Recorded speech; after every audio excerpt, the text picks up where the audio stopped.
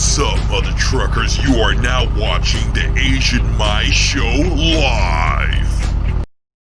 What's going on, mother truckers? Welcome to the Asian Mai Show. Today we are here with Kiersey. How are you doing? Hi, guys. I'm great. Thanks a lot for welcoming me on. I appreciate it. And I see some of my followers in here. That's cool. Hey, I'm telling you, I'll be honest with you. Your followers are going to be the ones that are going to want to watch this video. And I thank you so much for even telling them to jump in over here or whatnot, because, no one follows me but my mama. So I appreciate you. That's not true, and we all know it.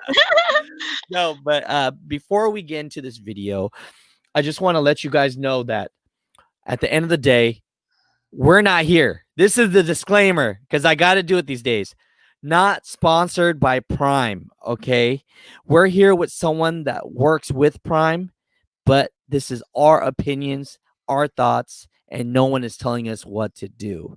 And before we get to the video, just want to give a shout out to my partners that work with me, the Funding Booth, Truck Miser, Blue Parrot, 595 Truck Stop in South Florida, and St. Christopher Fund. So rock with us and let's get into this interview. So tell me, who is Kiersey? Who are you?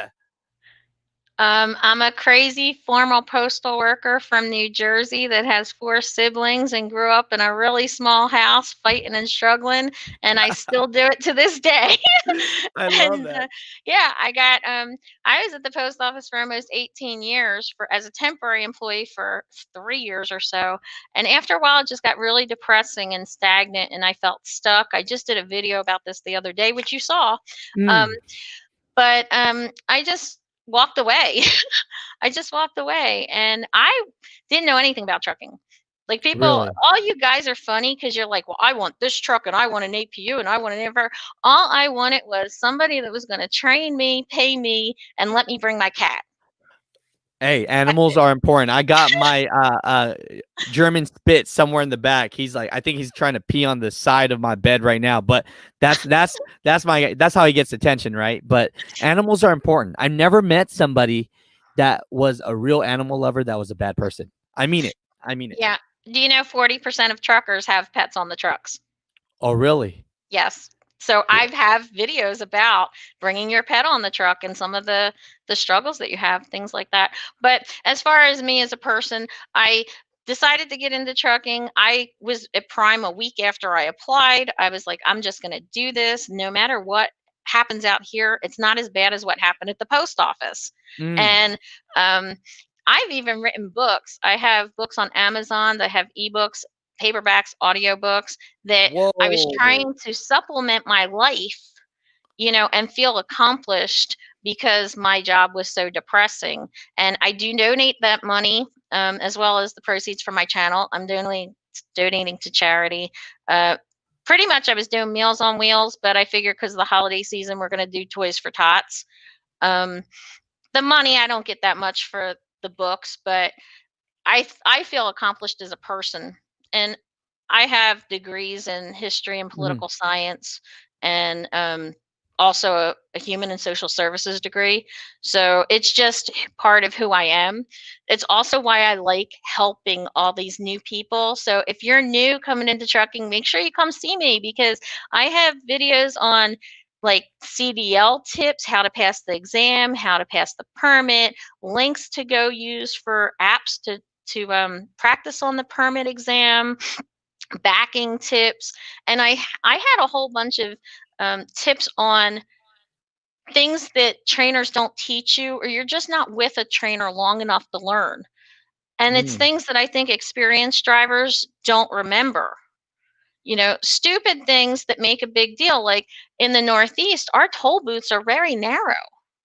But if you go all the way to the right, they're the ones for the wide loads. Mm. And if I compile tips like that for new drivers that will just de-stress their day throughout the day and make their life a lot easier. But personally, this is the easiest job I've ever had.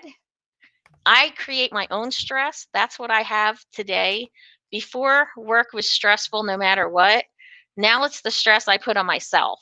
Wow, no, I get it. I get it. And And look at this. Are you seeing your channel popped up here right dude, now? Look at this. People, show some love. 2004, I don't know, it was 444 or what subscribers, but let's make that 3,000, because if I just heard you correctly, you just told me that any money that you make, you donate your money. And mhm. that is such a beautiful thing. And Wait, you're wait, making me wait. look bad. Yeah, I'm gonna make you look worse, and I'm sorry, but I'm even donating my referrals to Prime. Wow. So So get you're this. donating all your referrals, and you're a trainer for Prime. So, I mean, we don't have to talk about the money you get for referrals, but you're going to give that away too? Yes, I have been. Every Oh my month God. I post my receipts of what I've been, and I'm a small channel, so I'm not making much. I mean, it's like $250 or so per month, but and the way Prime does their referrals, somebody has to be there for 6 months for me to get a large chunk of change. But you know what? I started this in March and people have been signing up. So if somebody like stays for 2 months and quits, then I only get $100, but if they stay the full 6 months, I wind up getting, I think, $600 for them. Wow. And then I've been donating them as I've been getting the money in. Mhm. Really? I even gave my $1,200 stimulus check Are to you Neil. serious? Yeah, I yeah. love you. I mean, you make me look horrible. No. I need to start doing more. I just partnered up with St. Christopher's Fund myself. Mhm, And so, they do a lot of stuff over there. All mhm, my partners that I'm partnered with, I'm either a part owner mhm. or I just have a partnership because they give me free stuff that I can give to the subscribers, right? And I thought that was great, but you're over here giving your stimulus, your paychecks. All you mother truckers out there right now, subscribe to my girl's channel because she's doing a beautiful thing. She's helping people out, and I love that. Yeah, So, my I appreciate that. Now, I gotta help you out in some way possible. you're doing it. Who is the one that does the toys for Tots? That's a dealership, right? That started that, or who did that It's program? actually the Marines, the United Oh, it States is the Marines. Mhm. Okay, Yeah. because I They saw an do the Toys article for that. Tots every year, and see, a lot of motorcycle clubs, Uh huh. they would do these, toy runs, and they would go around and they would do toy runs for charity, and then they would take the toys to the hospitals, or they would take the toys to, like, the Marine collection place, and so my sister, who was a biker babe, and she was really hot too, she was really involved with this, and her birthday was the other day. So every year I donate to Toys for Tots. Last year, when I hit, I think 500 subs at Christmas, that's what I did. So I did pretty good this year. And I I love thank it. everybody for it, you know? I Um, love it. I love you. The more, we talked on the phone a little bit ago, and you said you did a couple things, but I did not know that you did these many amazing things. So, anytime you want to be on my show, anytime. I'm not joking. Anytime you want to be on the show and you want to promote this positivity, you want to give away your stimulus check to somebody, you want to do something, I will use my channel, please, because I don't deserve this channel the way uh, you're doing things. And, if I can help in some sort of way, this is the way that I want to help back. So, but but you know what, Alex, I gotta tell you though, I'm able to do this now and I couldn't before. Like mm, my whole life, I would donate time. I used to do fundraising for Dalmatian Rescue. I collected blankets for the homeless and did toy drives and things like that. I was 16 and met the President of the United States for my community service, in an organization, a high school organization. So mm. I've always been like that, but money-wise, I was so financially burdened before I came into trucking, I couldn't even afford the bankruptcy lawyer. It was $4,000 Whoa. for the bankruptcy lawyer, and he says to me, "Well, just put it on a credit card." I was like, "Dude, if I had $4,000 open on a credit card, I wouldn't need you. I'd be paying my bills with it." Mm. So I have a video, surprise, Uh-huh. surprise, Surprise, on how to surprise. get out of debt because I told you $70,000 I paid off my first 2 years of trucking. Whoa. So, okay. we got to segue already because this is getting good. We're talking money now. And if Yeah. we're talking money, a lot of people like to say mega carriers, trucking companies, this company's good, this company's bad, prime this, prime that. But you were able to pay off $70,000 worth of debt. Yep. In 2 years. In 2 years. So As a we might company have to driver. get you. We might have to get you back on soon because I need help helping these mother truckers how to save some money, right? Right. And as a company driver, you're making decent money, but you're gonna have to figure things out to really be able to save that, and that's crazy. That's It's crazy. I love it. discipline and it's budgeting. And this is where, we'll talk about leasing later, but this is where people come into trucking and the first thing they do, they get off their trainer's truck and they're like, I'm going to go lease. Well, if you don't know how to budget and you don't know how to be disciplined enough to control your money before you get into trucking, before you get into that lease, you're going to fail. So do it now. Like, no offense to you guys, but okay. But Talk what it. what do guys talk about when they come into trucking? Like I said, they want a Peterbilt, they want these smokestacks, they want to put their PlayStation in, they want their gaming, they want their Wi-Fi. You know what I got? It took me a year and a half to buy a refrigerator. I got a free cooler with my points from TA and would buy the ice with my points, and that was my refrigerator because I need it to budget. Really? Yeah.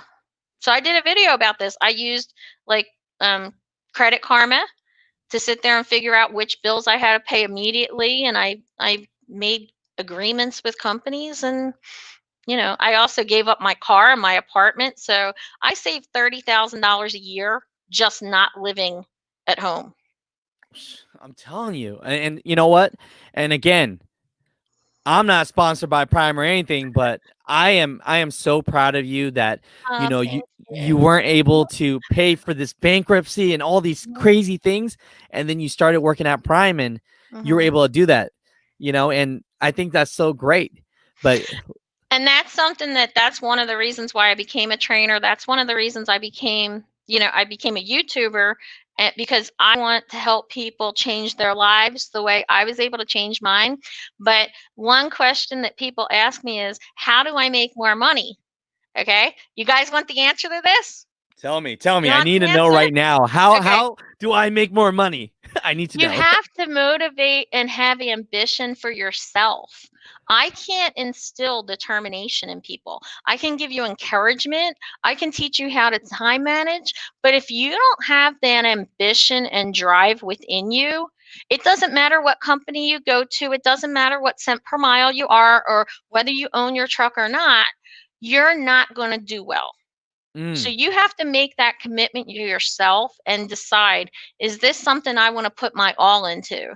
Because I have people that will come into trucking and they want to be on my truck, and then all of a sudden it's, well, my wedding anniversary's next week, so I want to be home, and then my husband's birthday's in 3 weeks, or 2 weeks after that, I want to be home. Crazy things. Like, I've been told by somebody that if I didn't have a shower and an actual bathroom on my truck, that they didn't want to come on my truck. I'm like, oh, you ain't gonna make it in trucking. You're not making it in trucking at that point, Exactly. So it's your determination and your drive, your flexibility, and avoiding unrealistic expectations. That's how you're going to make money on this. Like, when we look at my pays later, how these people are in social media. Right. Okay. There are haters, right? When we put out what I make, somebody's going to say, oh, I can make more. The truth is, I can make more too. I'm not killing myself anymore. I did that my first 2 years. I ran hard just to pay stuff off. Now I'm like smooth sailing. So if I want to pay for a vacation or something, like I'm in a beautiful resort right now, then I can run harder, I love it. And get this, there are a lot of owner ops and lease ops that borrow money from me. Oh, really? Wait, say that one more time. You lagged out a little Yes. bit. Okay, so who's borrowing money from you? Yeah, I have lease op friends and owner op friends that borrow money from me. And the last one said to me, well, you manage money better than I do. Then Mm. maybe you shouldn't have your own LLC, pal. I You tell know? you, no. I love that because I do get a lot of people too that tell me all the time, Alex, where's the money? Where's the money? Mhm, I need to make more money. And I'm mhm, like, okay, how much money do you make now? I make $80,000 a year now. Where do you mhm, live? I live at home with my parents because I right. don't need a place and I'm running hard. I go, great. How much? How long have you been working there? 10 years. I go, Mhm, great. How much money do you have in the bank? two thousand none. dollars.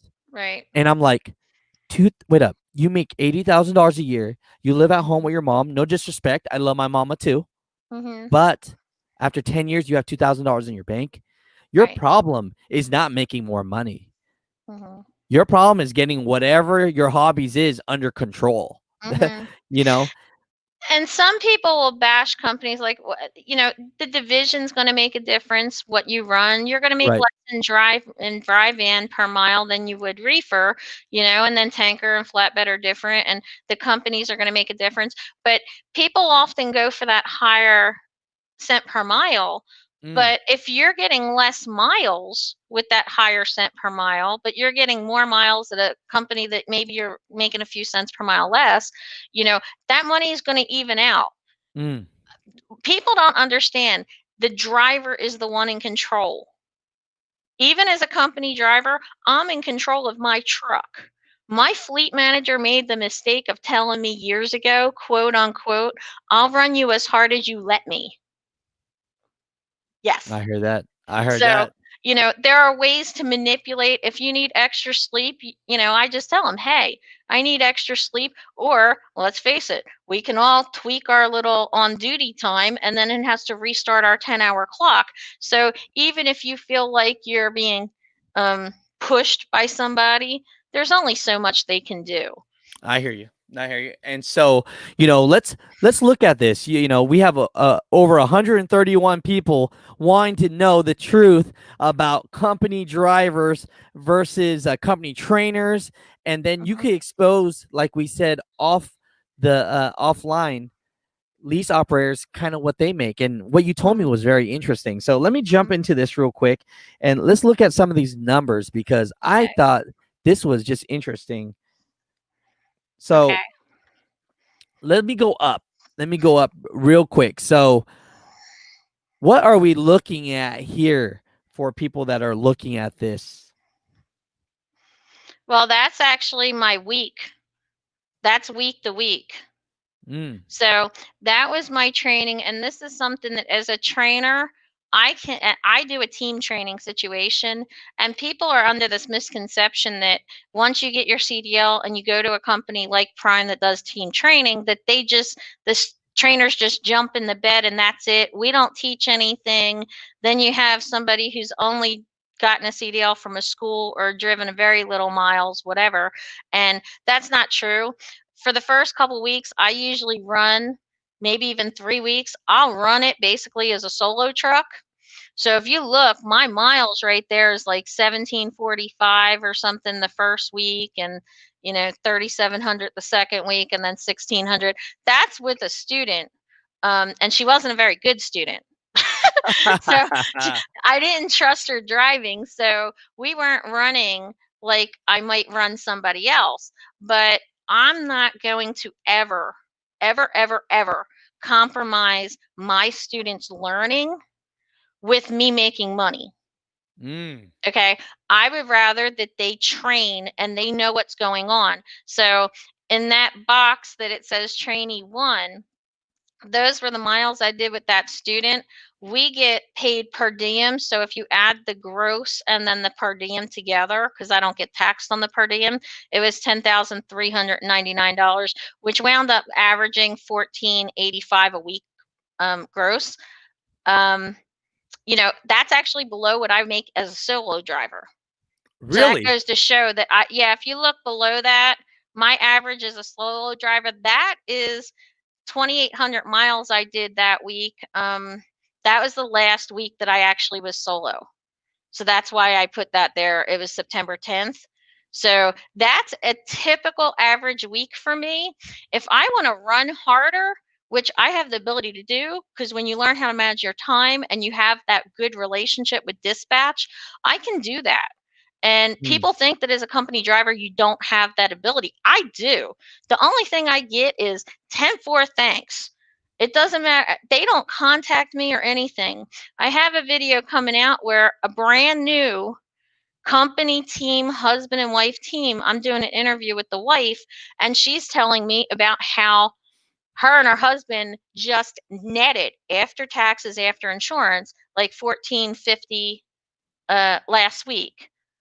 So they basically were grossing about $2,000, $2,100 each last week as company teams. And then you still get your benefits and everything. But if you look down in my other, it says trainee number 2. That's actually my student that I currently have. So you can see I'm averaging about $300 a week more with her. She's a much Right. better driver.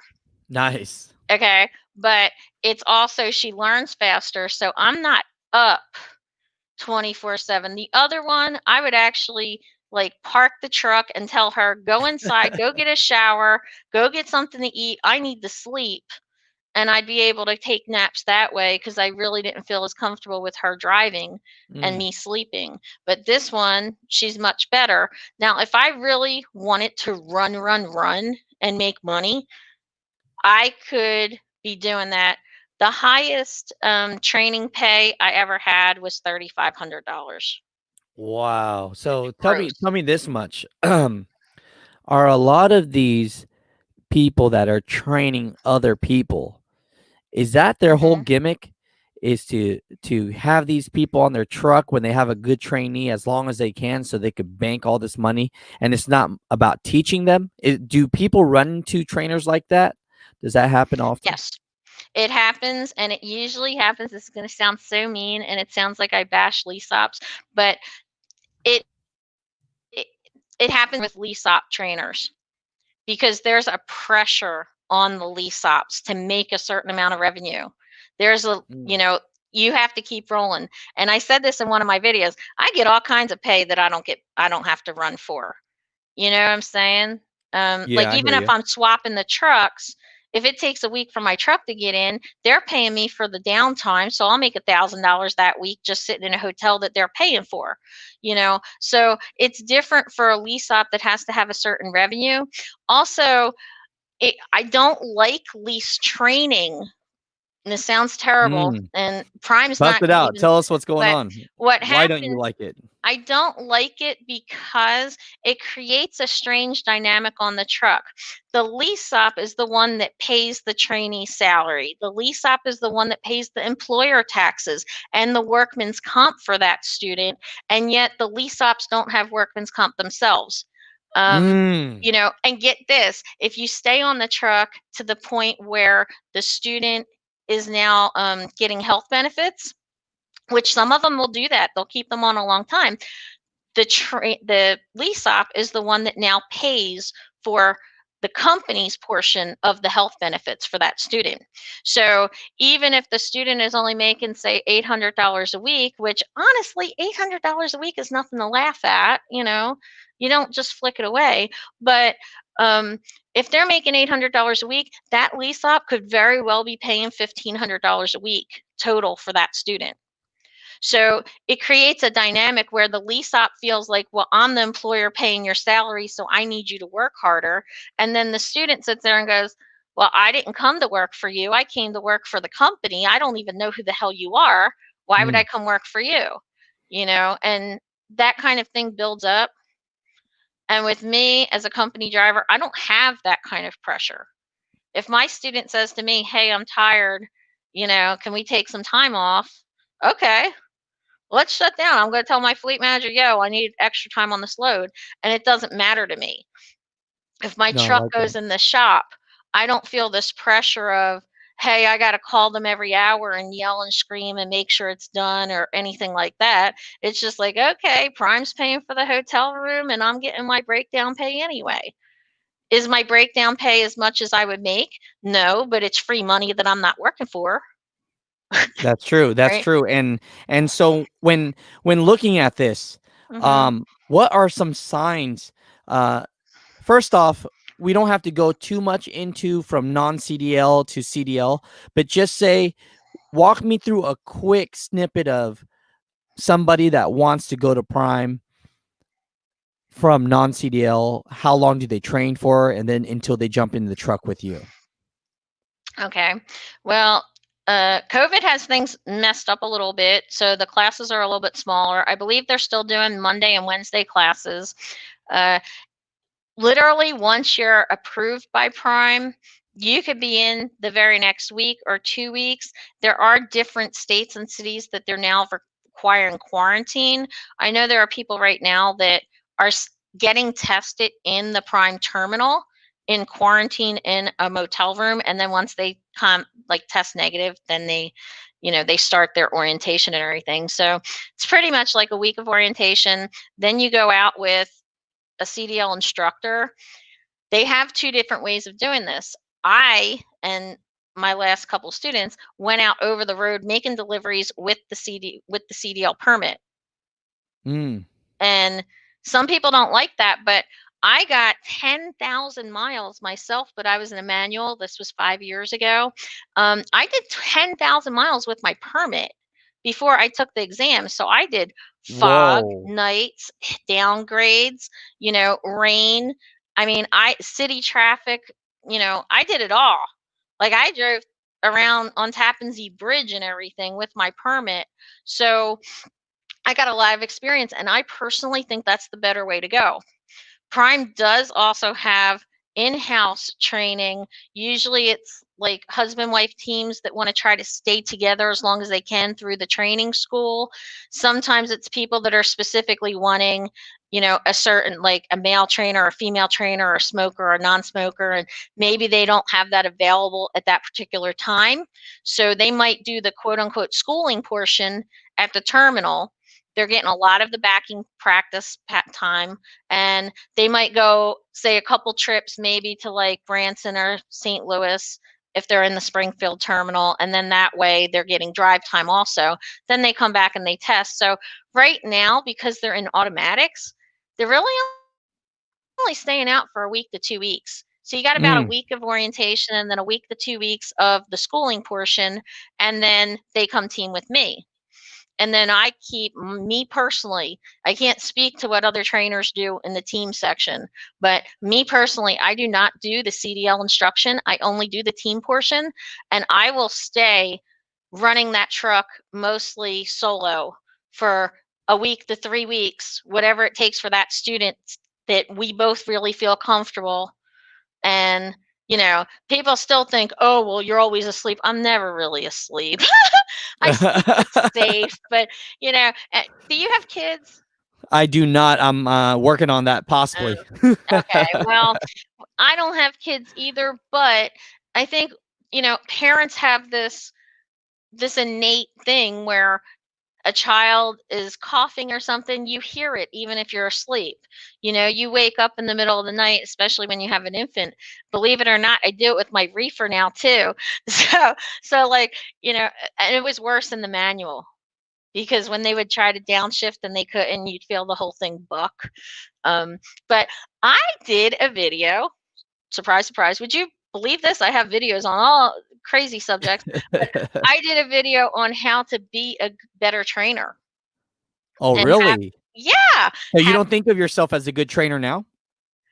Well, I do think I'm a good trainer, but I think everybody can improve. And I get so many requests. I've been a moderator for truckingtruth.com for a lot of years. So I get requests through them, and I was picking my students through them. Prime allows me to choose my students. And I get so many requests, but people don't understand. Because of the length of time of the TNT training, TNT team training is 50,000 miles of the truck miles. And then if you went to Prime school, and then 60,000 if you didn't go to Prime school. So, that's a lot of miles when you're with a stranger. So the best thing to do is you have to remember how hard it was, and a lot of us forget. And I didn't forget, because it was really hard for me to become, to pretty much refine my skills. So when my students do things, the first thing I say is, you don't want to do that. And they'll be like, why? I'm like, want to know how I know you don't want to do that? Because I did it. I knocked an axle off the trailer. I Oh didn't no. swing wide enough. I did this. I locked myself out of the truck. There's just things that we all do. And I do my best to prepare my students to not do that. But you also have to have patience. If you're somebody who, not everybody can teach, let's put it that way. Just I agree to because you that. have a CDL doesn't mean you can teach. I agree And with that. yeah, and I took classes in college that discussed different people's learning styles.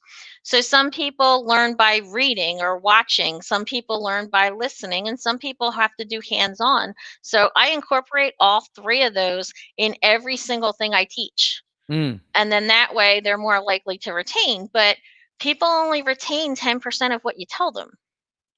10%. That's if you're lucky. That's if you're Yeah. engaging. Well, this is true, but so you have to be prepared to repeat yourself until they know that, and then it reinforces. So then you can go on to something else and repeat and repeat and repeat until it's reinforced, and then go back to the first thing to make sure that. So there's ways to educate people, and there's ways to do it nicely without being rude, nasty, cranky. And when you don't sleep, it's hard to do that. Or you have somebody you don't know. These are strangers, Yeah. I and can imagine. everybody wants a great trainer, but great trainers want great students too. Oh, I like that. I like that. And so, looking at this, I mean, you're giving us so much great content today. If you guys get a chance, I mean, my girl here is donating her stimulus checks. She's doing for what other fundraiser stuff are you doing? Well, Toys all for my Tots, right? Yeah, we're doing Toys for Tots. I started the Meals on Wheels because of everything that's going on right now that I'm not allowed to talk about and mention, or you get demonetized. But when all this in our society happened, the older people were afraid to go out into the grocery stores. So Meals on Wheels demand that delivers food to the elderly went up like 90%. So they're really Wow. hurting for some money, which is why I thought it was a good idea. And I started that with my stimulus check. But my proceeds from my books, which are linked on my channel, my proceeds from my merch, that I do have links that are still up somewhere. I love it. Also, my proceeds even from the Amazon links. So as an Amazon associate or affiliate or whatever the terminology is, if somebody goes on my Amazon and I have the, on my channel and I have the link down below, if they buy a headset, the link might be for the headset, but they might buy a pair of socks. I still get the commission. So therefore, I'm still donating that money as well. I love it. I love it. So that's why on the Asian Mai Show, we want to do everything possible to help you out, because I just love it. I love what you're doing. I love your energy. And, if you guys get an opportunity, please subscribe. She's doing great things over here, please. And, looking at these. But I'm going to give everybody one warning. You ready? Talk to me. Tell me. Here's my warning. Do not ask me something that you don't want the honest truth about. Ooh, I love that. Okay. I love that. That's the transparency, right? People ask me questions and I'm like, do you really want, I did a video recently where this guy in a Love's truck stop, he sees my jacket and he's like, you drive for Prime? Yeah, I got a freaking logo across my whole back. And I got shoulders of a football player. So it's pretty big, And so he's like, well, they fired me. And when he goes and tells me the whole story, he didn't tarp his load as a flatbedder, which was raw lumber that wasn't treated. He drove on his students' logs. And there was something else he did. Oh, he had his student driving in the middle of the night, which is actually against Prime policy. And after he tells me this whole story, he's like, can you believe they fired me? I'm like, yeah, I would have fired you too. Oh my gosh. Yeah. This world is crazy. It is crazy, and that's why I really appreciate Mm. what you're doing. And I wish I would have had someone like you as a trainer. And looking Aw, at this stuff, thanks. we're looking at the numbers here today, and it looks like you could make $62,766, and so it's just it Well, looks like that's what I made so far this year, and I only ran 98,000 miles because I took off some time for surgery this year, Mm, and I take home time. Like, I take regular home time. So people think they have this misconception that if you're a company driver, you can't take off when you want, you can't take off where you want, you won't get home, or they won't get you home on the day that you want. That's all a bunch of crap. And like mm. they'll tell you, oh, well, you can't pick and choose the loads, you can't turn down loads. Well, I can actually turn down loads for certain reasons. If I'm supposed to be going home and they're trying not to get me home, well, yeah, I can turn the load down. If I don't have the hours, I can turn the load down. But here's the best thing about it. If it's a load I don't want, I don't get those loads to have to turn them down. I like that. I like Could you that. imagine that? Like, check this out. There is a note in my truck notes that actually says, I will not do floral loads. Now, Really? lease ops want floral loads because it makes them more money. I don't want the floral loads because you have to unload them by hand, and I'm not doing that. So they Mm. don't give me those loads because I'm not doing it. Like, they So know I'm not going to New York City. So I don't get those loads because they know I'm not doing it. no, I love it. No, I love it. So I mean, looking at this, I mean, you could make some decent money and doing this. And I know we have some numbers over here as well. What are we looking at with these numbers right here? That was me teaming with somebody who was driving about 6 months or so. So if you look, I averaged about 1,700 a week with him. Um, we took home time at different times. So there were a couple weeks, like if you see that one week I had 0 because I took a whole week off, and Mm. then he took a whole week off. And that's something else people say, oh, as a company driver, you can't take more than so many days off. That's a bunch of crap. If you work hard and you work with dispatch and yes, I do some things that maybe I wouldn't normally do, or maybe I want to sleep or whatever. I do it, but then I get special treatment. And people tried telling me, oh, no, you get special treatment because you're on YouTube. No, I got special treatment from after the like day one of my second year.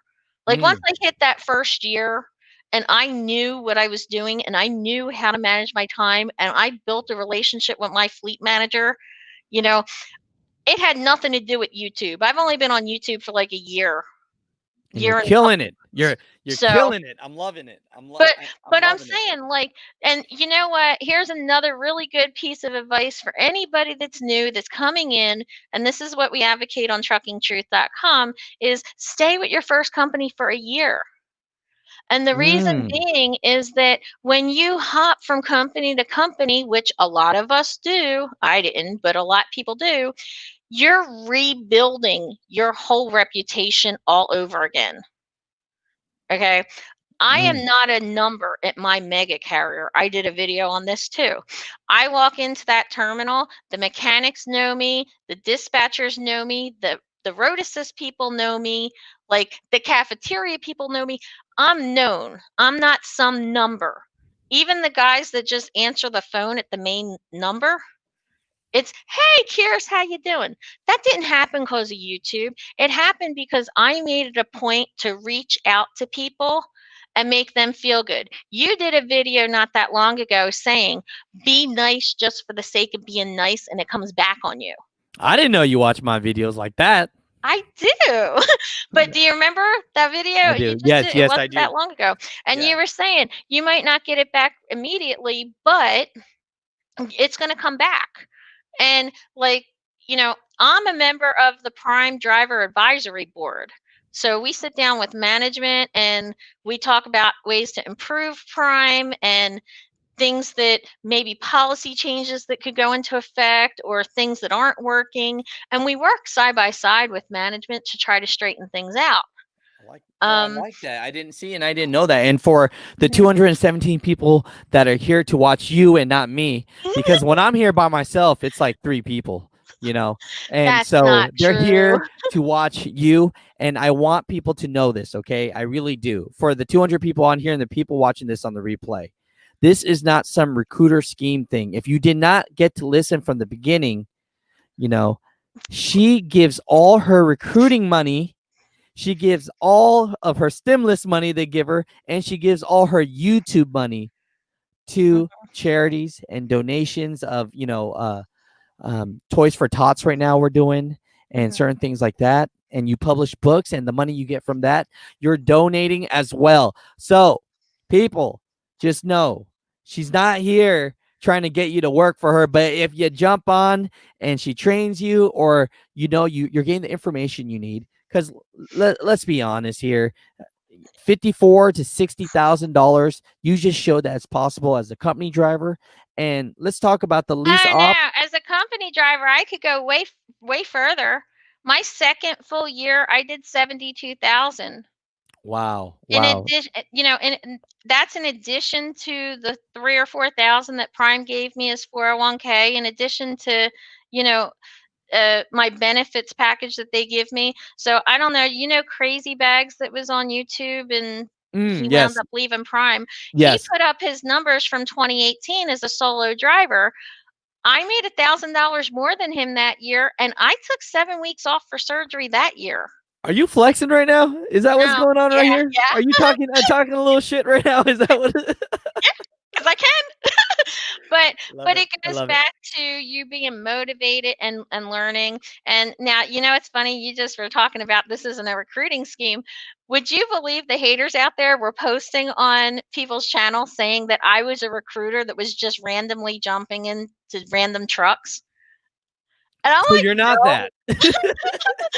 No, I'm out here and I'm a hard ass woman kicking it. I'm telling you. I love that, and so let's segue to this, okay? Before that, I did want to let people know, from company driver to lease op, is there really a big difference in pay, or is it how you work it, or is it about the same? Where are we at from? Because I know a lot of mega carriers, as soon as you're there for 2 seconds, they already want you to jump in this lease op truck and all this and that. And I know that we are going to talk about the confusion with Prime deals and things like that. Yeah. But what are your thoughts with that as far as pay goes? Well, okay, first off, with Prime, it's more of a soft sell. It's not that push that I've heard people talk about of other companies. There's a major one that I won't say, but like everybody I know that went to this one company, they felt like they were being like starved of miles as a company driver and forced to go lease. Okay, that doesn't happen at Prime, and I'll explain why. Our fleet managers are either company or lease. So my fleet manager is a company fleet manager that gets paid on my miles. If I don't make miles, he doesn't get paid. And if I go lease, he loses a great driver. Wow. So it's actually the opposite almost. So, you're thinking about that though, right? When you wind up upgrading and you finish your training, you will be asked, do you want to go company or lease? Once you're assigned to your fleet manager, if you're a company driver, they are never going to try to push you lease, not the fleet manager. Will you get advertisements, and will they maybe do some promotions or see something on the walls or something like that? Something with Prime is Robert Lowe, who owns our company. Every single Friday in the terminals, they would give us free breakfast at a safety meeting, and all of the big wigs, including the owner, would sit there and tell us like updates. Right now, Prime's doing it on their YouTube channel, but you want to talk about being able to walk up to your owner of a company with how many thousands? I know they got like 9,000 drivers. Yeah. So 13,000 employees or whatever, and you just walk up to him and say, hey, I had a problem with this, and he says, don't worry, I'll take care of it. He even sat there in one of these meetings and gave out his cell phone number and said, I'm training you, these are my trucks, if somebody tries to push you the wrong way and disrespects you, you call me and it'll be taken care of. Can we get him on the Asian Mai Show? He doesn't know who the hell I am. But if he's this cool, I want to talk to him. I want to have some real thoughts. I want to tell him and really get an understanding of Mhm. his company. You know what I mean? Mhm. So maybe what we could do is we could do Mhm. a live one time where me, you, and him are on there. And I'm not going to grill him, but I just I want to don't be know like, if he would go for that. I don't have that much pull, I don't think. uh huh, But uh huh, uh huh.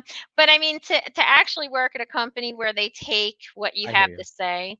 I love I it. was telling you earlier, and I've said it in some of my videos, that when decided to become a trainer, I just asked all my friends that were still new, hey, what did your trainers not teach you? And I put it all together in a 25-page manual, and I was passing it around to new drivers as they were upgrading, and management wound up getting a hold of it, and now they took that and they Mm. built upon it from other fleet managers and drivers, and then they actually use that as their curriculum to also train other trainers, Look and at you. also in their company orientation. So it's a great place to work as far as giving feedback and stuff.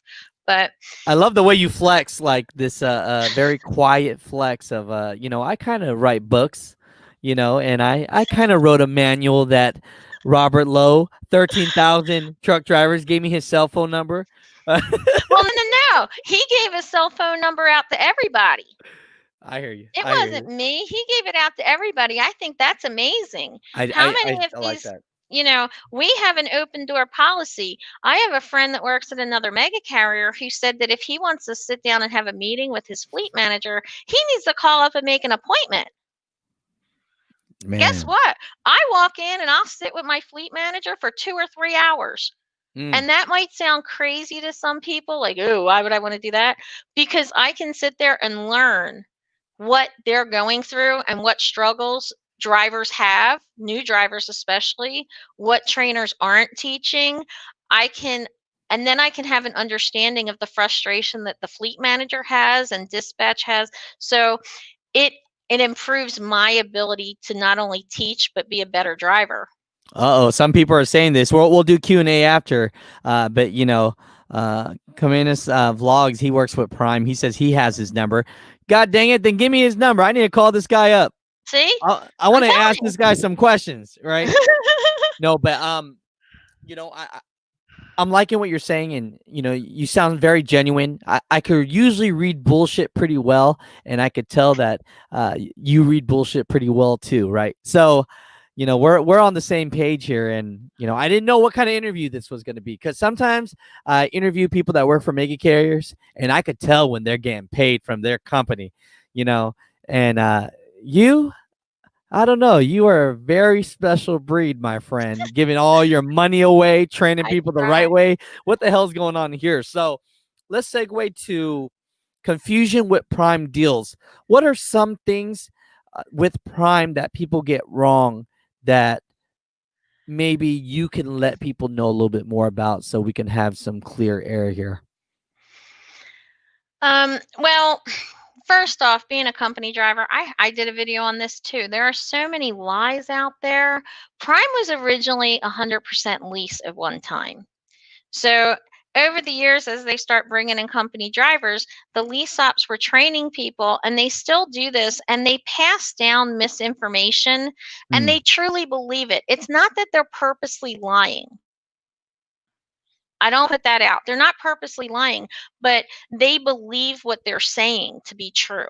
So they're trying in a their best. It's good intentions. I guess that's what I'm saying. So okay. an example, the guy that was on my truck that you looked and said, and I said we were a full company team earlier in the year. He Mhm. was told by his lease op trainer that company drivers would never make more than $500 a week. That's not Mm, true. I have my pay stubs to prove it, and I've put my pay stubs out there. So um, another thing is I was told when I went company by mm. a friend of mine who is lease. They told me, oh, Prime's going to bring your truck in every 30 to 60 days and inspect it and go through everything in all your personal belongings and make sure you don't have drugs and alcohol and all that. Right. That's a bunch of crap. Do they legally have the ability to do that and the right to do it? Of course, but guess what? The lease ops and the lease purchase ops, those trucks are prime trucks until you lease purchase and you got that title in your name. That's still Prime's truck. Legally, if they suspected that you had drugs, they can go on and search. I mean, so Right. that whole I'm going to go lease so they can't search my truck, that's a bunch of crap. I'm going to go lease so I can turn down loads. Okay, you're making up a reason of why you want to go lease. To me, the Mm. load doesn't matter. I get paid the same amount per mile. So what I want is long loads.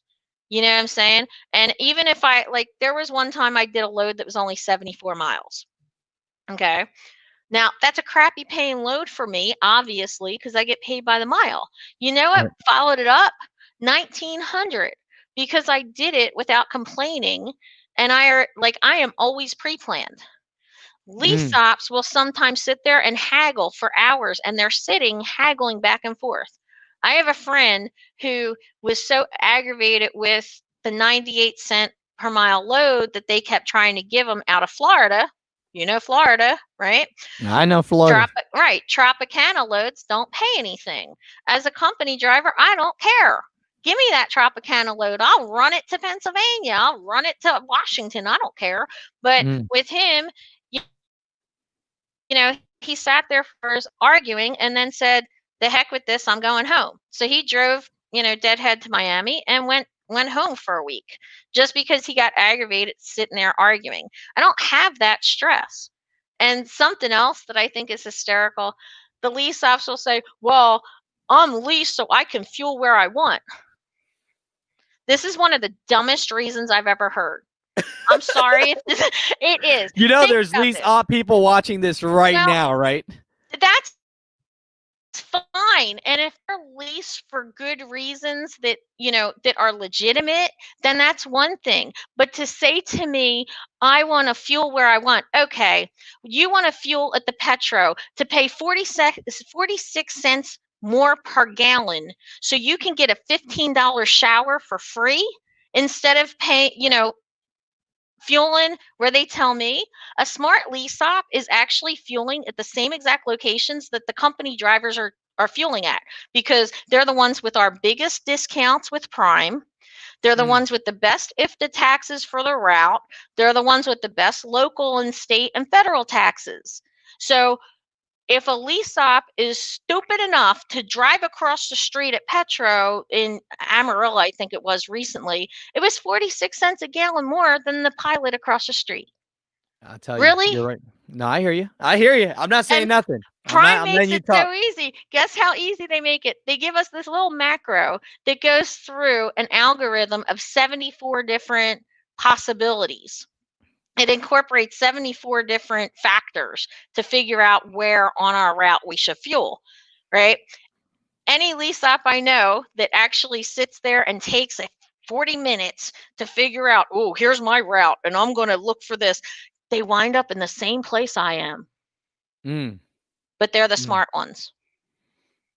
No, I hear you. No, I hear what you're saying. I hear what you're saying. So, And so I'm thinking this, and I'm thinking to myself, mm-hmm, a lot of people, we talked off camera, mm-hmm, they're having a lot of problems with not knowing what they're signing, mm-hmm, right? right. And can we get into this? Can you let people know there's a few people in here right now, Mm-hmm, and if they're thinking about jumping in with Prime, now mm-hmm, sell the company for a second. If you wanted to jump with Prime, uh-huh, why the hell should you? In comparison to other companies, like I'm new, I don't know what I'm doing. right. What makes Prime perfect for that person? Is there a certain characteristic that will do well with Prime versus other companies? Well, one thing that I really do like about Prime's schooling portion Mhm. is they give you real world experience because we're delivering the loads. Mm. And even if you're struggling, I don't know, am I allowed to mention other companies? No, you can say whatever you want Okay. because Here's people. Go ahead. okay. I don't want to, I don't want to step on your toes, but here's an example. I have a friend at Rail, and Rail will send you home if they don't think that you're going to pass the CDL exam. Okay. Prime won't do that. Prime will sit there and have you working with instructors. And if your own instructor can't get it through your head and they need to explain it in a different way or show it to you in a different way, they have other instructors on the pads that will help you. So they will make sure, and they don't charge extra. Like, one thing that's amazing about Prime versus Swift is that Prime CFI is another one that you don't pay anything for the schooling as long as you stay within your contract terms. So mine was a year. At the time, they charged $100 for a processing fee, and then that was it. So once my year was up, I didn't pay them anything. There was nothing coming out of my pay.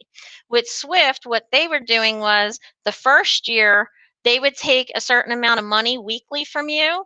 And then once you completed that first year, they then paid it back to you until the end of the second year. So it actually took 2 years at Swift to get it for free. So these are things that you need to know. And Rail has a lot of great home time possibilities if you live within their routes that offer them. Like, I don't know if you've looked, but Rail might do 7 days out and 7 days home, or 14 days out and 4 days home. They have a lot of different options, which is what is an enticement to people, but they will send you home if they don't think you're progressing fast enough. And I'm not saying that Prime won't send you home once you're in the team phase, because you have to learn. There is a certain portion that's up to you. But they, even local schools near me are $9,000 for a local school. And if you fail, you pay $500 for extra practice and $500 for a new test. Prime doesn't do that. Okay. So, okay.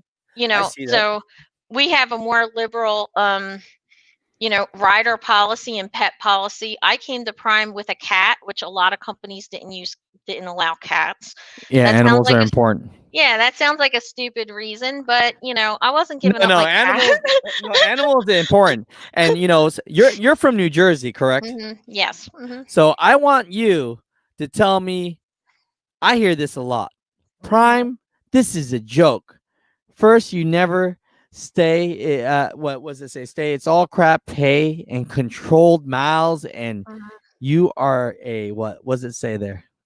I got to put on my glasses. Sucker with a $4,000 bill. Yeah. Okay. Well, here's the thing. Okay. Every time I hear a comment like that or see a review like that, they're almost 100% of the time they're lease ops. Ooh, why is that? Why are you saying this? Because lease ops, it goes back to the person's ability to budget and manage their time and manage their money. Okay, here's an example. When we were saying read your contract. Okay, people don't even know what they're responsible for. But when it comes to leasing, you pay I think $5 a week for the phone app, $10 a week for your settlement. Every time the pre-pass light goes off, you pay $1.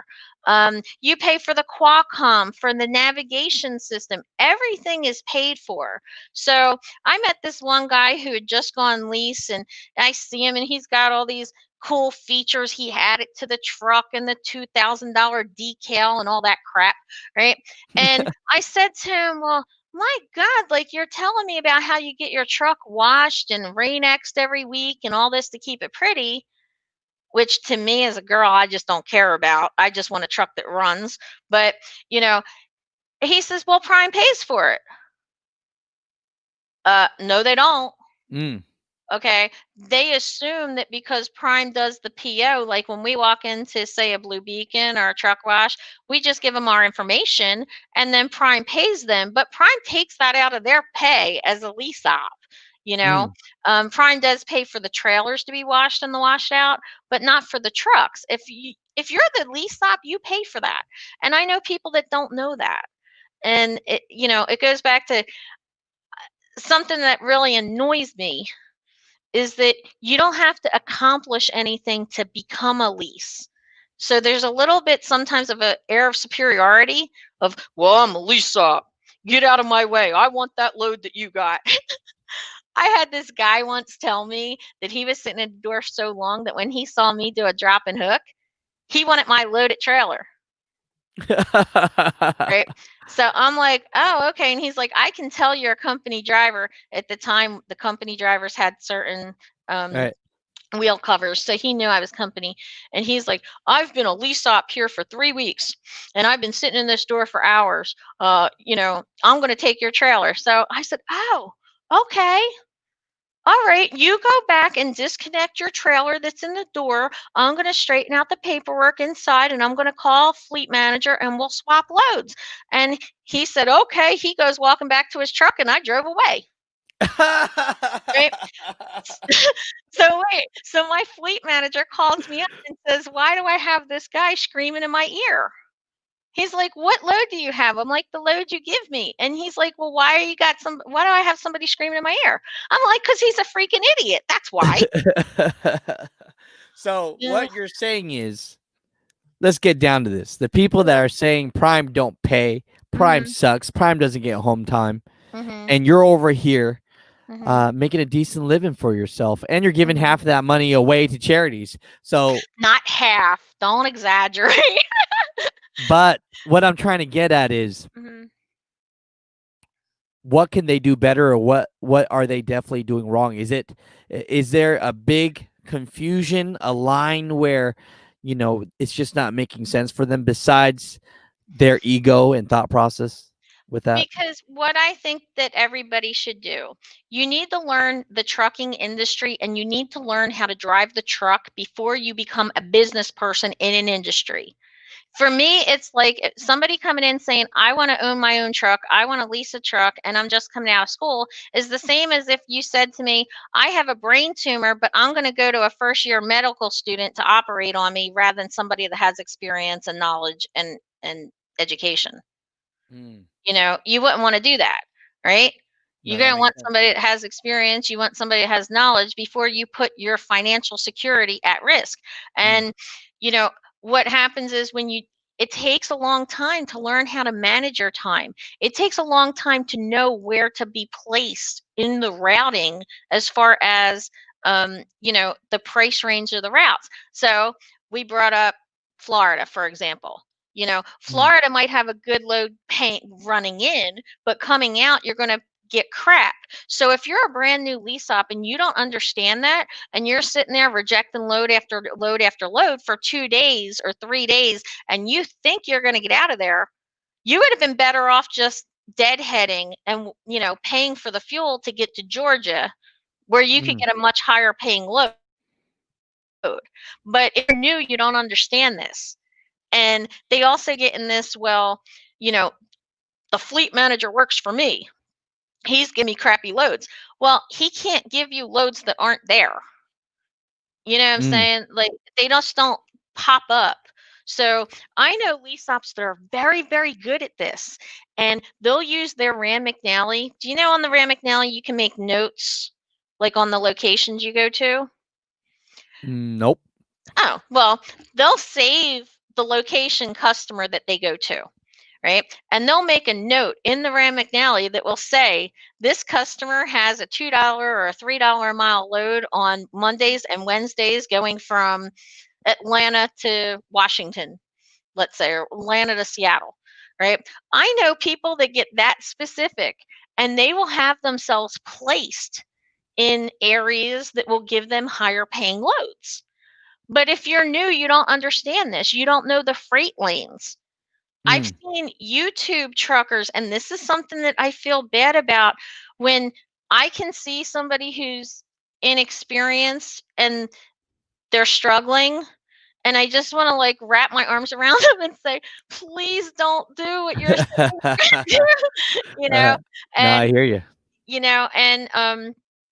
There is one that's really nice, and I'm not going to say he was, but he did the same thing. He was sitting in Alabama for a couple days, not realizing that there wasn't going to be a better paying load. So he just wasted 2 days of driving ability to save a few $100 on fuel that would have given him thousands of dollars in revenue by running.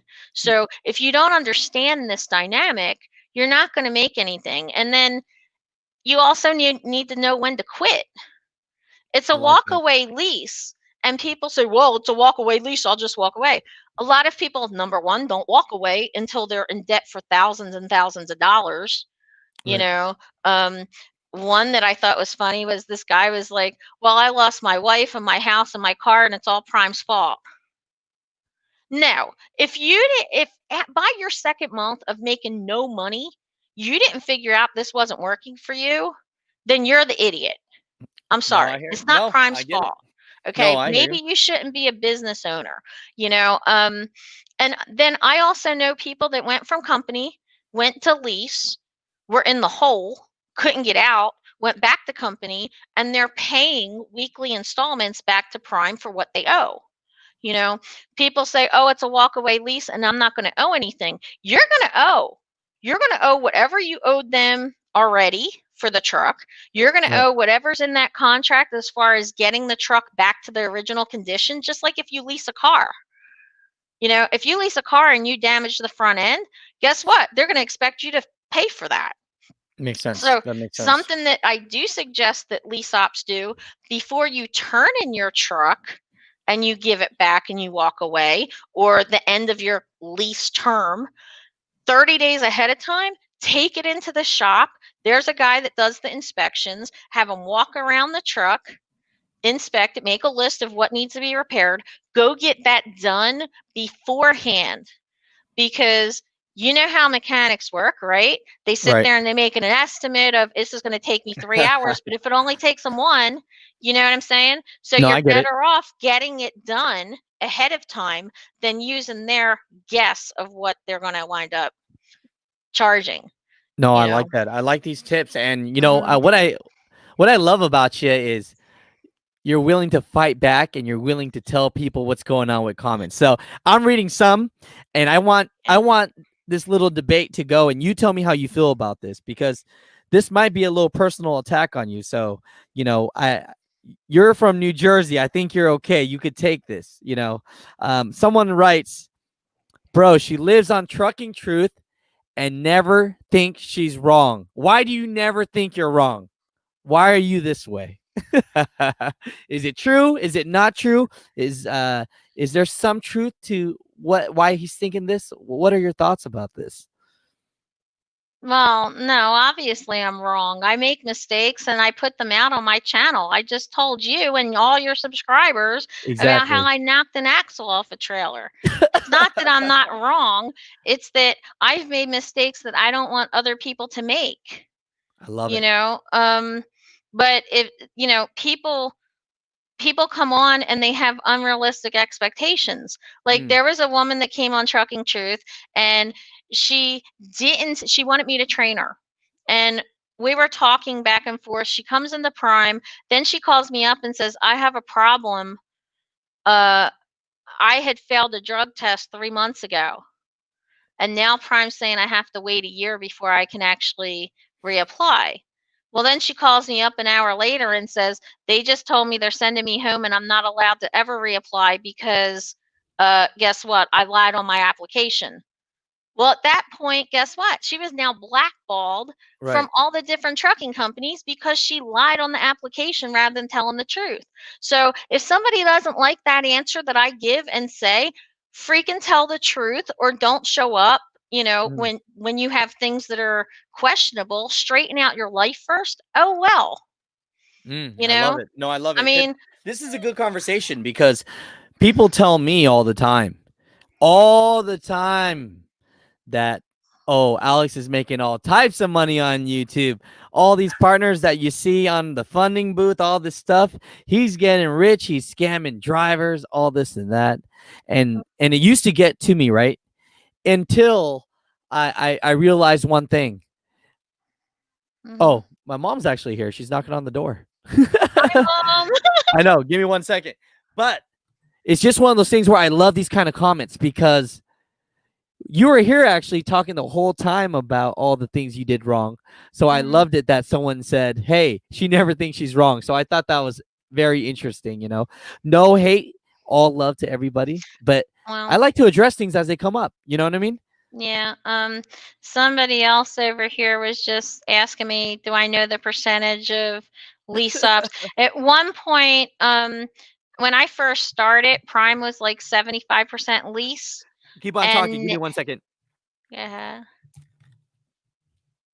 Uh-oh. Hmm.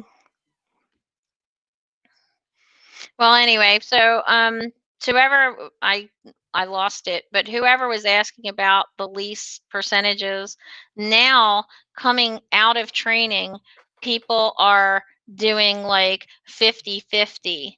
So it used to be 75% of people that came out of training were going lease. Now 50% are going lease, 50% are going company.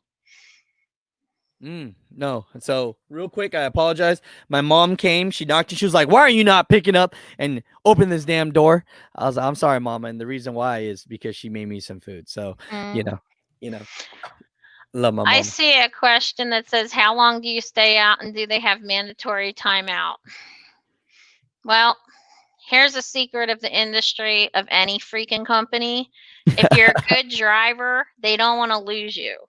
So the longer that you're with the company, which goes back to why you shouldn't company hop, the better relationship you have with dispatch, the better your reputation, the more you can get away with. I like that. Right. I like So that. yeah, so I do know company drivers that stay out 3 weeks and go home 3 days. I know company drivers that stay out 4 weeks, go home 4 days, 6 weeks, 6 days, something like that. And people get confused on this. This was something else. A lease op told somebody recently, if you work to 12:01 on the day you're supposed to be going home, that still counts as a home time day. No, it doesn't. I don't know where these people come up with this stuff, but It's like, craziness, right? yeah, if I park the truck on Sunday, then Right. my home time is Monday, Tuesday, Wednesday, Thursday, go back on Friday, but I get 3 weeks paid vacation a year. And let's face it, we all have things that happen. So it turns into, oh, I need another day. And if you're a good driver that's always getting things done and they don't have to worry about you safety wise, that extra day every month, or, some of these like regional drivers, we have Northeast Regional, we have dedicated routes. Some of them get home every weekend, some of them get home every other weekend as company drivers. The lease ops usually don't have the ability to do that. They're staying out a long time. So I mean, talking about this, if people are watching this and we got about 370 people wanting to watch you, right? They love you, not me again. When it comes down to it, and people, I'm not drinking alcohol, I'm drinking sparkling apple, okay? I'm not saying that people might feel scared to go lease op, but after hearing this conversation with you, what characteristics of a person would do well being lease op? Somebody who's more organized and determined to learn. Somebody who's going to analyze. I analyze every situation.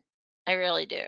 I sit there and figure out the cost, the benefits, and somebody who's going to understand the liabilities and the ramifications. Most people don't even realize that there's no cargo insurance. It's only on the accident.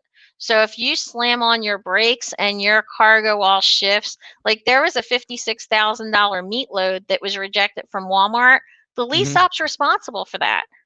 Really? I did not know Yes. that they're responsible for the actual load as well in that. Yeah, it's not the cargo only covers the accident. So something else that just happened recently that a lot of lease ops do that I don't do because I'm company and I don't care. I don't have that rush pressure.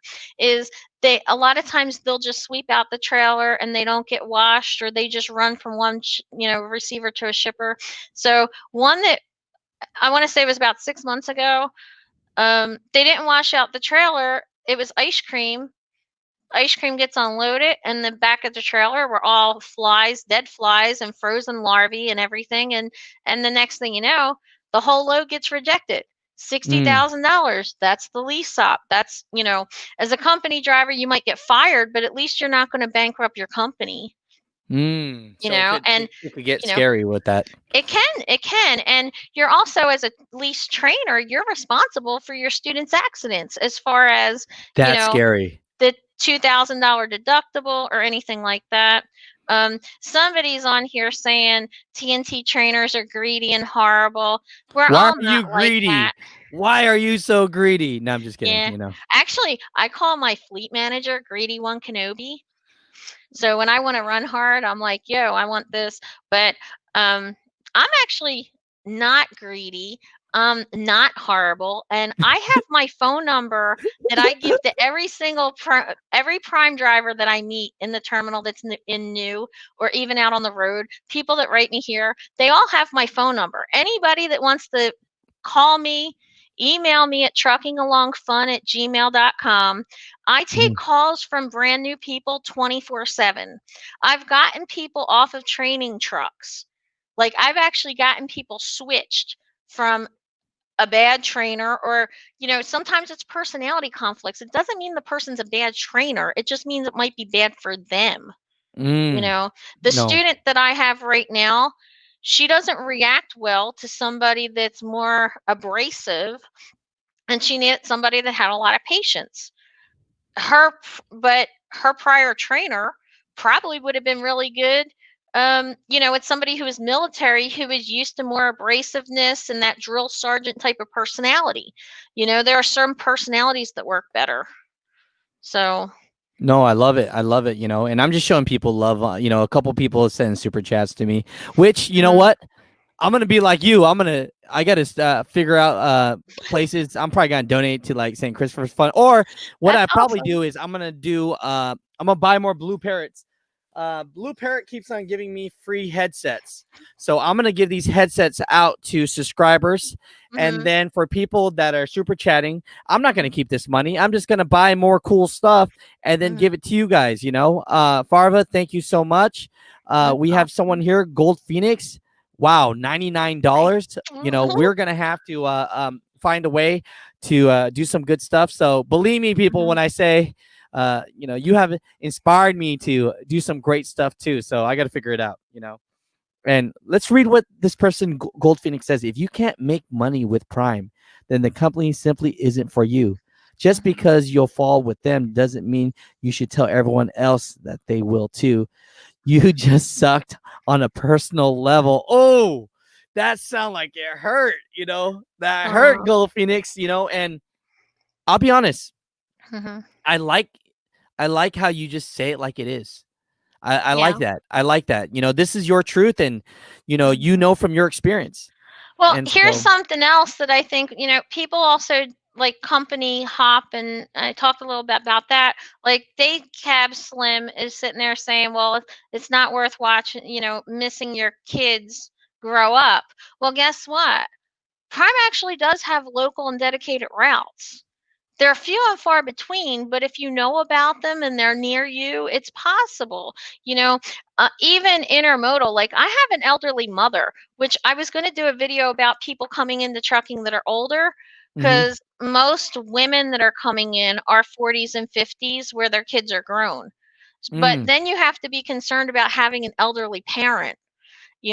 So like in my area, which is outside of Philadelphia, there are 3 routes that I know of that I could actually be home either every day or at least 3-4 days a week. So it might not be like that.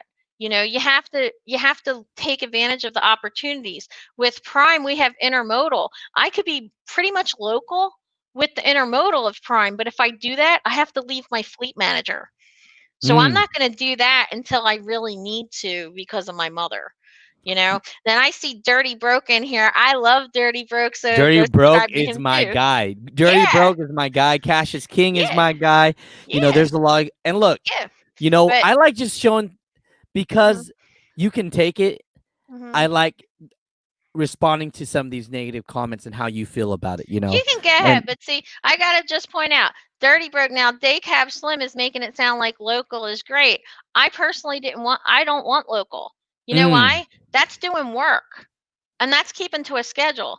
I give props to Dirty Broke and LLC TV because they're out there getting it done 12 hours a day, well, Dirty Broke was doing fuel, so he's got the tanker.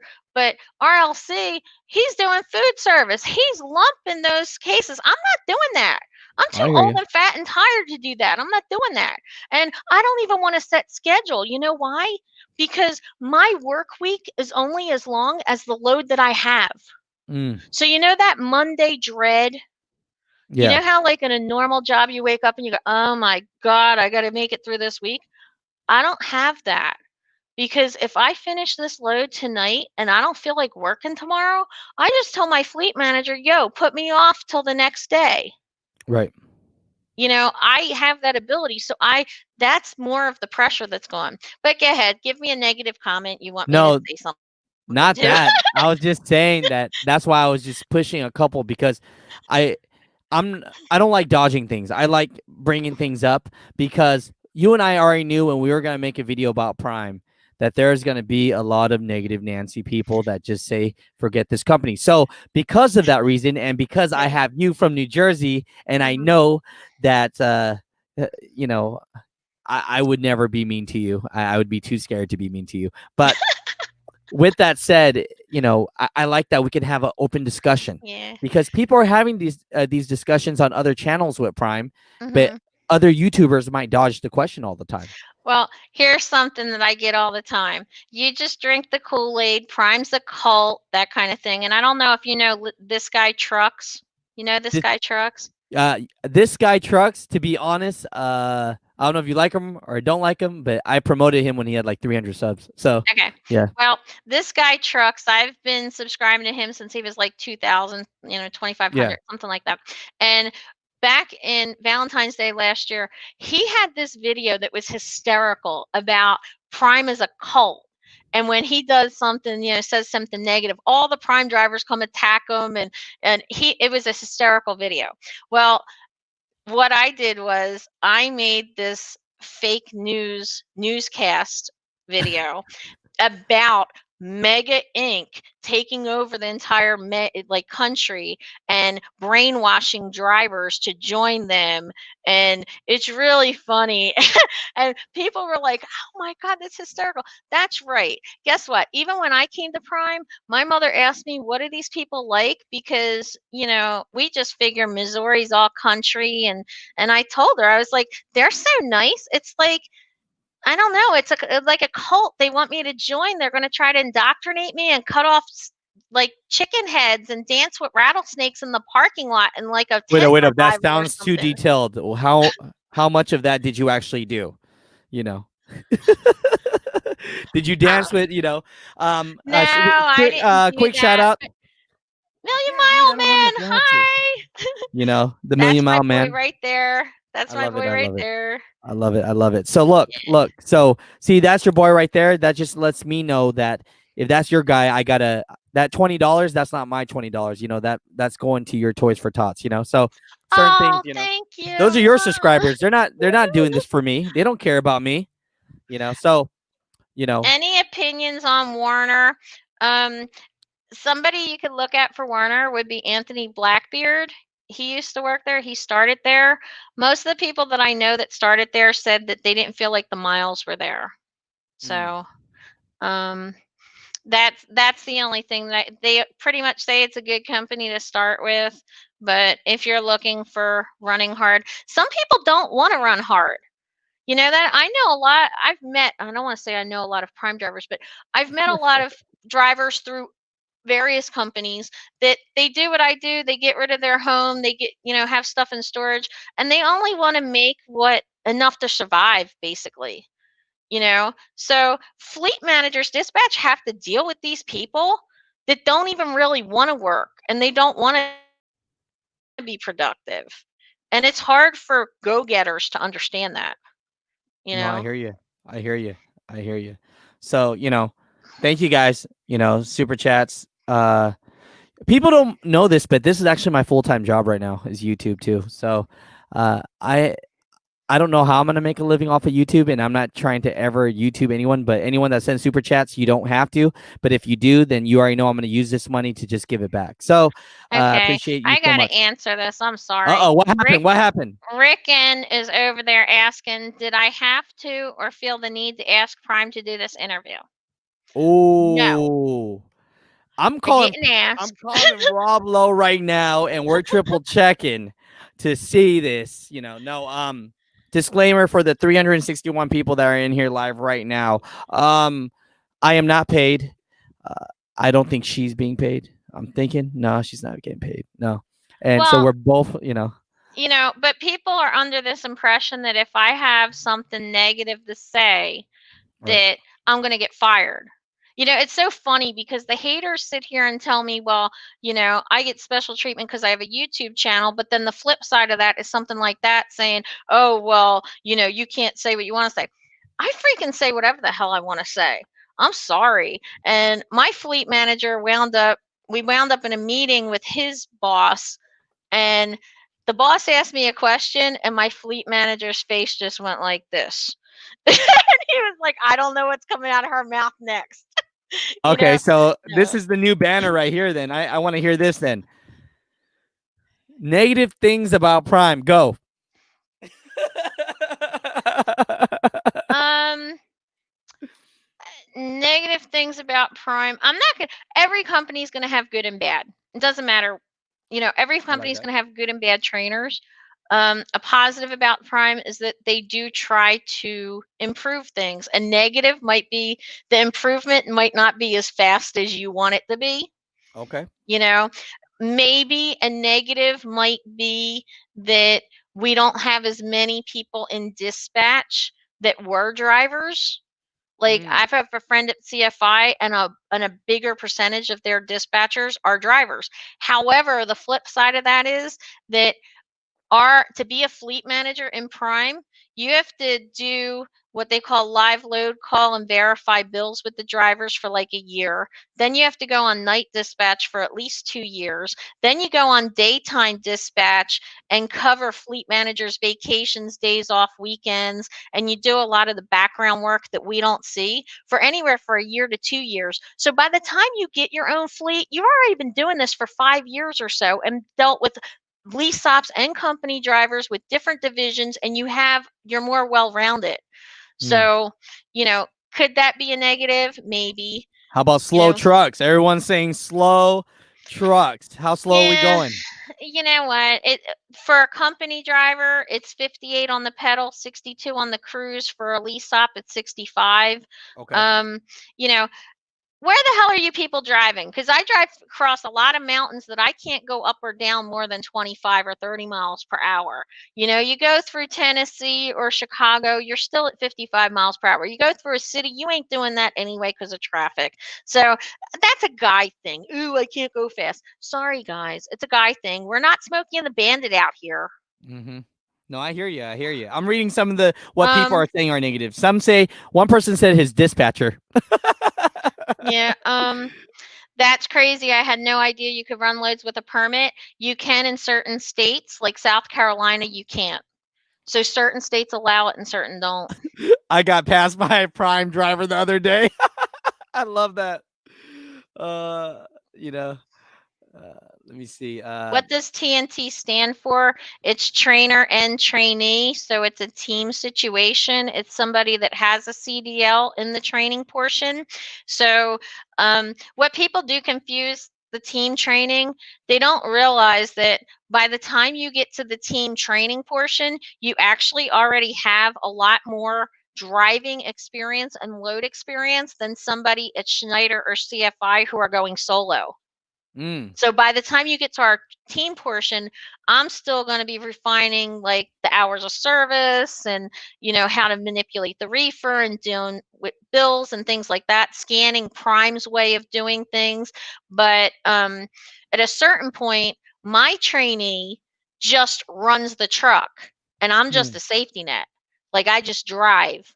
Gotcha. It gets to that certain point. So by the time somebody of mine upgrades, they're way, way far ahead of everybody else, because I know how hard it was for me to go solo, because I didn't really think I was trained as good as I could have been.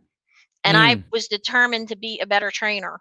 No, that's And, good. and I help other people become better trainers, and I help other people who had lousy trainers. I've made a lot of friends that were just, going solo, and they still call me. No, I love So, that. How about, okay, so right now, if you're jumping on and you're watching this, we're talking about some of the negative things that maybe Prime could work on, right? We're putting suggestions in the box. It says, good luck okay. if you ever blow a steer tire. Is this true? If you blow something, or it depends because Prime's so big. Nope. Something now, here's something. When I was really new on Shocking Truth, somebody told me I did blow a steer, and I was told on one of the forums that it was going to be counted as a preventable accident, and even as a company driver, they were going to charge me and all that. So I was thinking I was getting fired, because they made it sound like, well, it's your fault. You either hit something or you didn't do a pre-trip or whatever. And guess what? I called up the safety department and I said, hey, am I getting fired over this? And you know what she told me? Tires blow. And guess what Prime has now? Prime has $1 million machine where they take the tires and they grind them up and they recycle them. And they actually charge other trucking companies and repair shops to buy to recycle their products.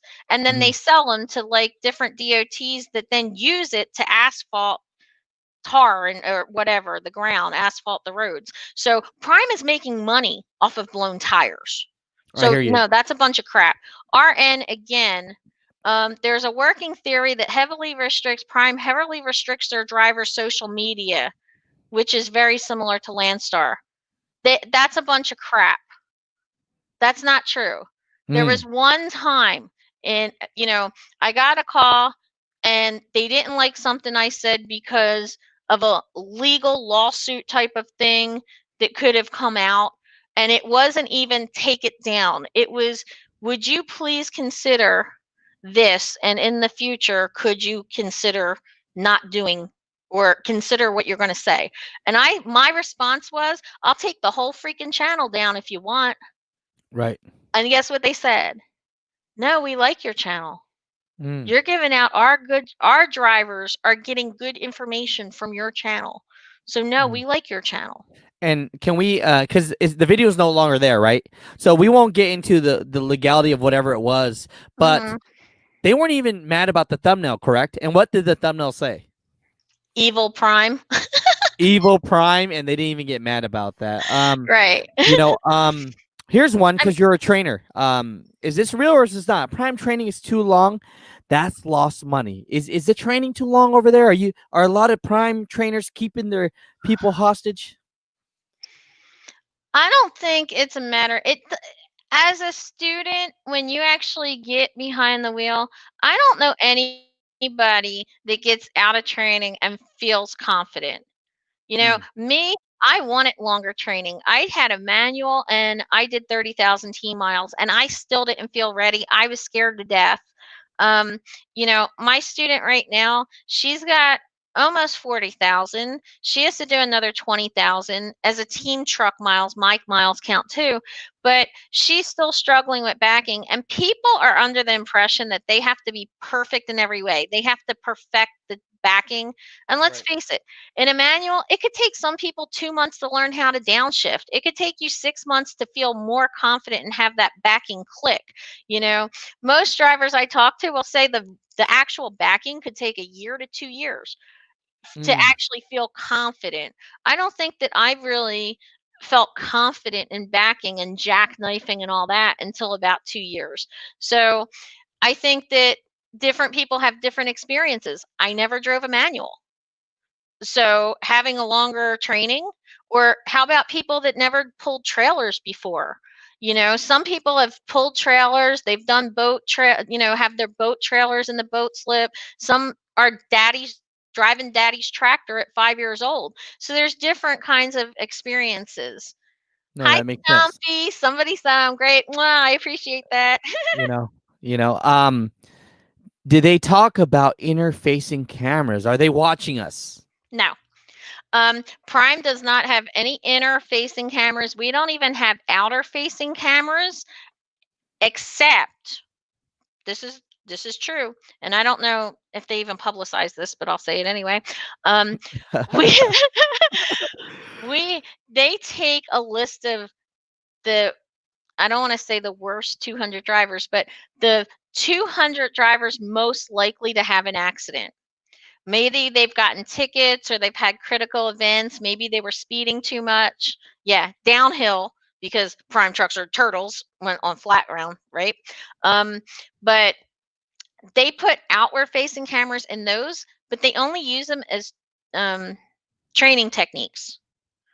It's not to sit there and micromanage you. It's drivers that they think they need to improve. And what they want to do is they want to create great drivers and then have those drivers become trainers to create more great drivers. You know, and that's something, that's another perk I get. It doesn't matter to me if I made less money solo when I was team training, because guess what happens? If somebody comes off my truck and they're making my fleet manager money because he's making money off of their miles and he's making money off of my miles, you know what happens? He remembers that I trained that person and I get more perks. When I want extra home time, or sometimes I don't have to ask for money.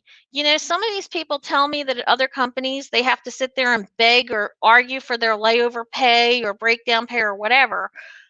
I don't. No, Because, when you're good, and, I'd never say I'm the best driver on the fleet, but I know out of his 94 drivers, I'm probably in the top 10. There we go. And we have a phone app that tells us our fuel mileage every week and our net fuel costs. And it does it this week, 4 weeks, and 8 weeks. And I am always in the top 10. See, and I love that. And now tell me this, and tell me if you don't feel comfortable talking about this, because publicly I've read that they're here and there, because it is a very big company, correct? So a lot of people are asking about, there's lawsuits that are going on with the company. Is this something that you're aware of, not aware of, or is there something to keep straight? Or if it's more to do with this, you just don't feel comfortable talking about it? I'll talk about it. I don't care. I mean, it's already settled and everything. The lawsuit that everybody's talking about, the settlement, it was in two different parts. Okay. One was Oliveira, I think the guy's name was, and basically it goes back to, he didn't read or understand his contract, so it turned into a misclassification of drivers, and this goes. And then the other part was about the PSD, which is the prime student driver, where I was with my permit pulling loads, I wasn't getting paid. So this lawsuit goes back to, people were doing work, they weren't entitled to workman's comp, and they didn't get paid. They should get minimum wage. Well, I'm offended by that, because somebody else is basically telling me that I didn't know what I signed, that my contract should be null and void because I was too stupid to sit there and accept this. But I figure, my contract, I don't remember what it was, but I think now it's like $5,000, and they're only staying in PSD for like a week to 2 weeks, which means in order for me to get the schooling for free, you see what I'm saying? Like, you'd have to make $5,000 in 1 week or $5,000 in 2 weeks. I wouldn't have done that. Minimum wage isn't going to give me that. And I get the school for free. So what you're telling me is that I'm too stupid and incompetent to read a contract, sign it, and know what I'm doing, while at the same time, the people who are suing are the ones that didn't know what the hell they were signing. Like, the lease op actually said, I read the court papers. I read one of his lawyers, I don't know what they call it, emotion or whatever, right? That said he didn't know that he didn't get to keep the truck at the end of the lease. I have copies of the contract. The very first line is, you are considered an independent contractor, not an employee. And your lease term is such and such, and you will be turning it in. There's no smoke and mirrors with these contracts if you read them. And with the lease purchase, You even get to pick and choose whether or not you have a balloon payment, how much, or how the length of the lease, because it could be 3 years or 4 years, and it is a true lease purchase. So it goes back to people not reading. When it comes to the sexual harassment lawsuits, it's all crap because no, I've seen Prime jump on stuff. I've seen them just go like that. And I've also seen women that were bad. Mm. I feel bad for some of these guys that are afraid to train women because they're afraid of being accused of something. There was one woman who was sent home and she came in with a pair of Daisy Dukes and a crop top, and she's like rubbing her wet body all over a truck, cleaning off the truck. And the trainer's going, "Look, this is what I have to put up with every day." I'm like, "Run, dude. Get into that security office and let them see her on the camera, because that's all it takes is for him to look at her, and then all of a sudden, he's in the wrong and Prime's getting sued." When it comes to lawsuits, it makes me laugh. I'm sorry, I'm taking over, aren't I? No, you're good. No, I Okay, love this because because my job is yeah, just to, if someone's asking a question a few times, I mhm, want it to I want just to talk about it. That's all. And yeah, that's why I'm believe me when I say I'm not picking on you. When I'm not looking for negative comments. When I see a no, comment that I see people asking mhm, on other channels a lot mhm, about Prime, I just mhm. want to bring it to Oh, surface, you know? ask me. But one thing that was going on when I first came to Prime, there was a lawsuit going on with women discrimination. Mm, Okay. The way that well, I won't say most, but a lot of training companies would train, and including Prime up until this point, was men and women with women, same sex trainer trainee. The right. problem is that there's not as many women in trucking. I mean, that's just a fact. Women in Trucking's organization just said in 2018 it's 10% women. At Prime, we're about 15% women right now, I believe. So I Mm, think there's like 1,100 women at Prime, which is really kind of cool, but only if they're safe. I'd rather have a man who's driving safe and doesn't kill me than a woman who's going to run me off the road, you know? But anyway, so the women were sitting at the school, at the campus, and at the terminal waiting for trainers mm, because there weren't enough non-smoking female trainers. They wound up filing a class action lawsuit saying, "You are discriminating against us because you're not training us." So what happens? The judge then decides, well, Prime has to put men and women on the trucks together. Otherwise, it's discrimination. So right. now when you come in, you sign a contract saying, "Yes, I agree to be with the opposite sex." So now that men and women are together, now it's sexual harassment is a problem, and the whole thing makes me laugh because I had a male to female transgender who was Mm, still a lesbian.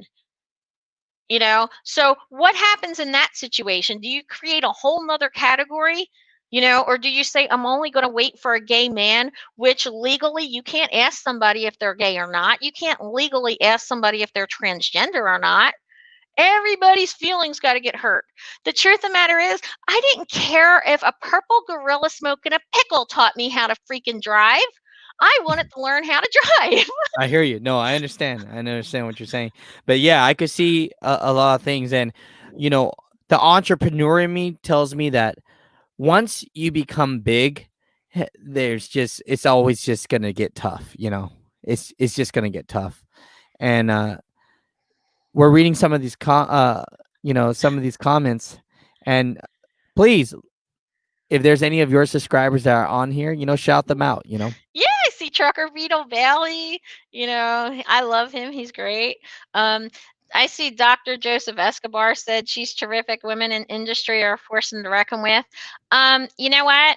I've found out women don't like me. Would you believe that? Go I'll tell figure. you why people might not like you, because you just say what you feel, and you're very Um, confident, and that's yeah. scary. And a Well, lot of times, um, I'll just speak on a man. Yeah. As men, we're kind of nervous around that sometimes if we see someone that's very, very confident in who they are, because a lot of people, they don't know who they are, right? And Right. that could go for man and woman. So that's what it That, really is. that's part of it. I don't go for that victimhood crap. No. And that's what it is. People want to say there's racism, there's sexism, there's this, there's that, homophobia, whatever. You're going to find that anywhere if you're looking for it. Mm. Somebody said to me something like, well, basically a woman asked me, don't I identify myself first and foremost as a woman? No. And she's like, what do you mean? I'm like, I identify myself as an American. I'm an American, Do I have Yeah. female parts? Yes. But, I'm not going to say, oh, I'm not going to help this guy over here because he's a man. And I just saw somebody put a comment up that said Prime pled guilty. No, they didn't. They settled. And people don't even understand court. You know what? The reason that companies settle is so that there is no jury verdict. Because if there's a jury verdict, then it's a precedent. That means everybody comes over the woodwork and can sue over everything. So, yeah, it's smarter for companies to cut the legal costs and settle. They didn't plead. That's dumb. I'm sorry. I just insulted your subscriber. No. I'm going to get attacked. I'm sorry. No. But believe me when I say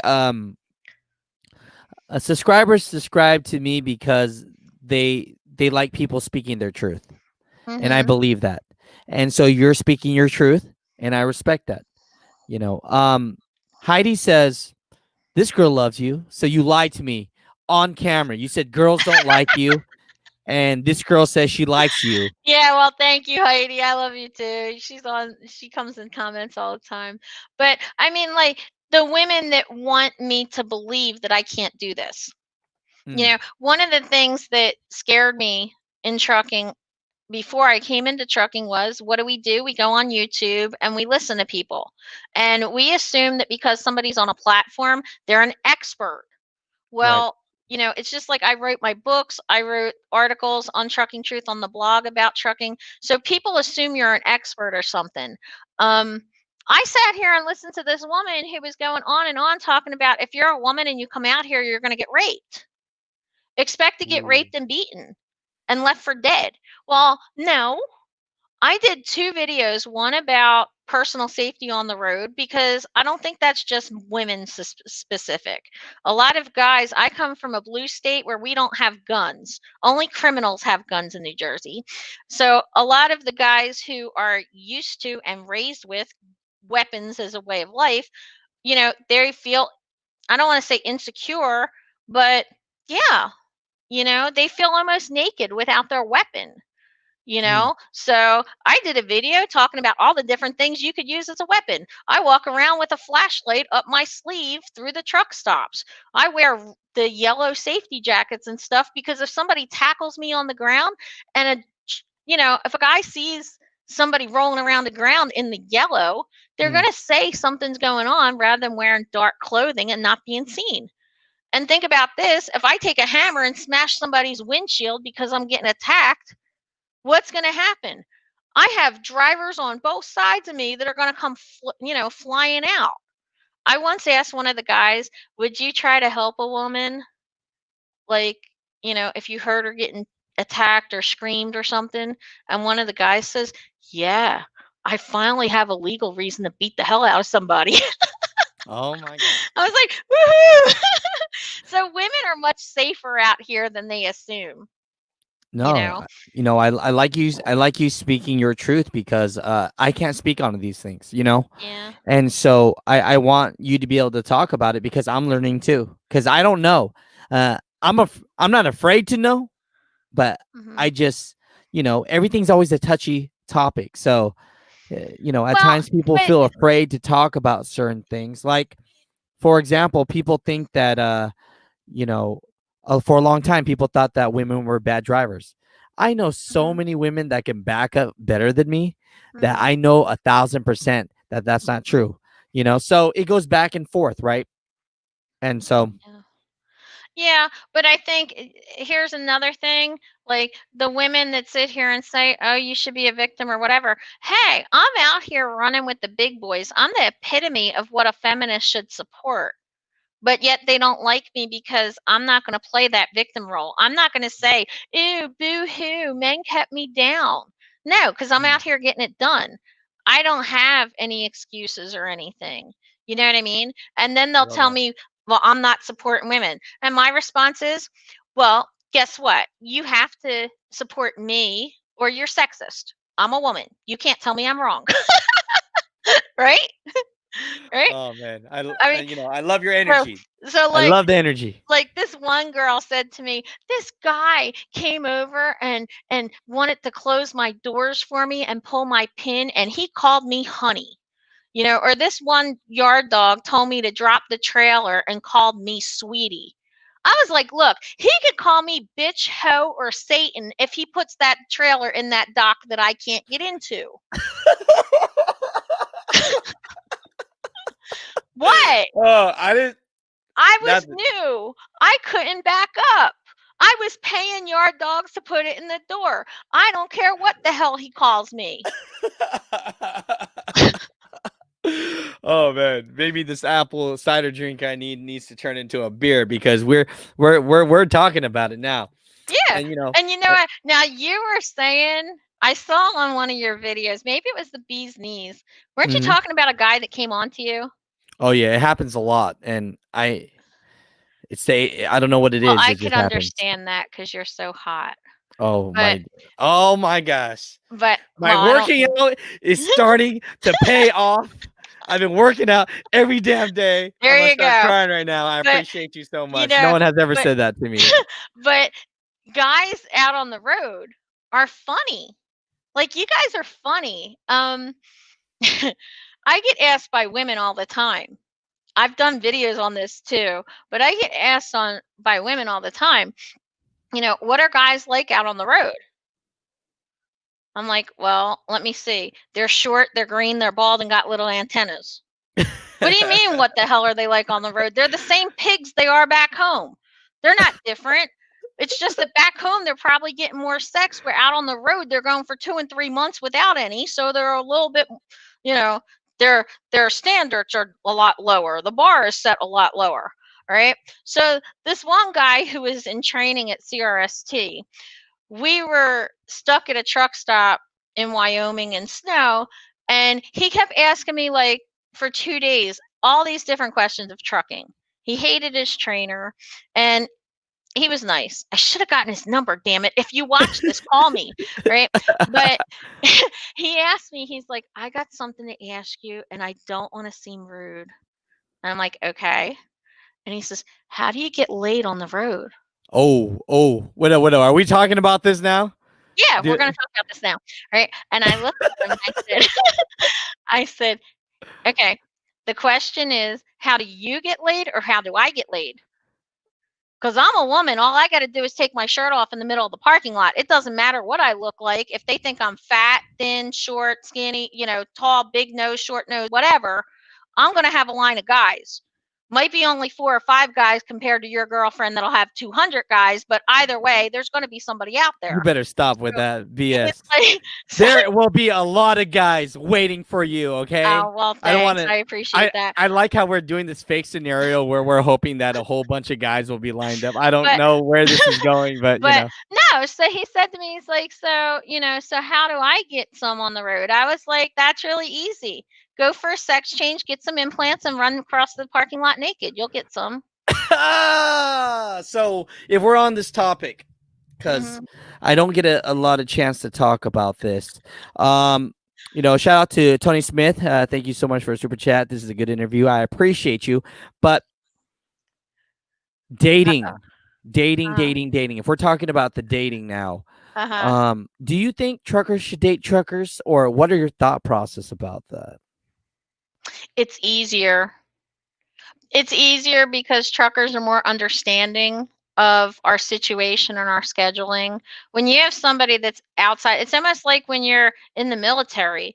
You know, if you got somebody as a civilian and they never grew up in the military, they don't understand what it's like, then they don't understand being away for months or missing birthdays or being home a day later than you expected, you know, or being stuck in snow.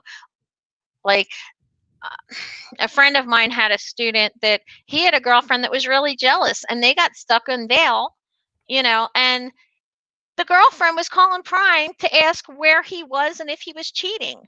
And like, she got jealous over the Qualcomm. You know, the Qualcomm talks? Yeah. She heard the female voice, and she was like threatening to throw him out of the house and everything. Like, he finished his training and then he quit. He didn't even come back to Prime because he was never going to be able to be over the road with, and you know, somebody like that.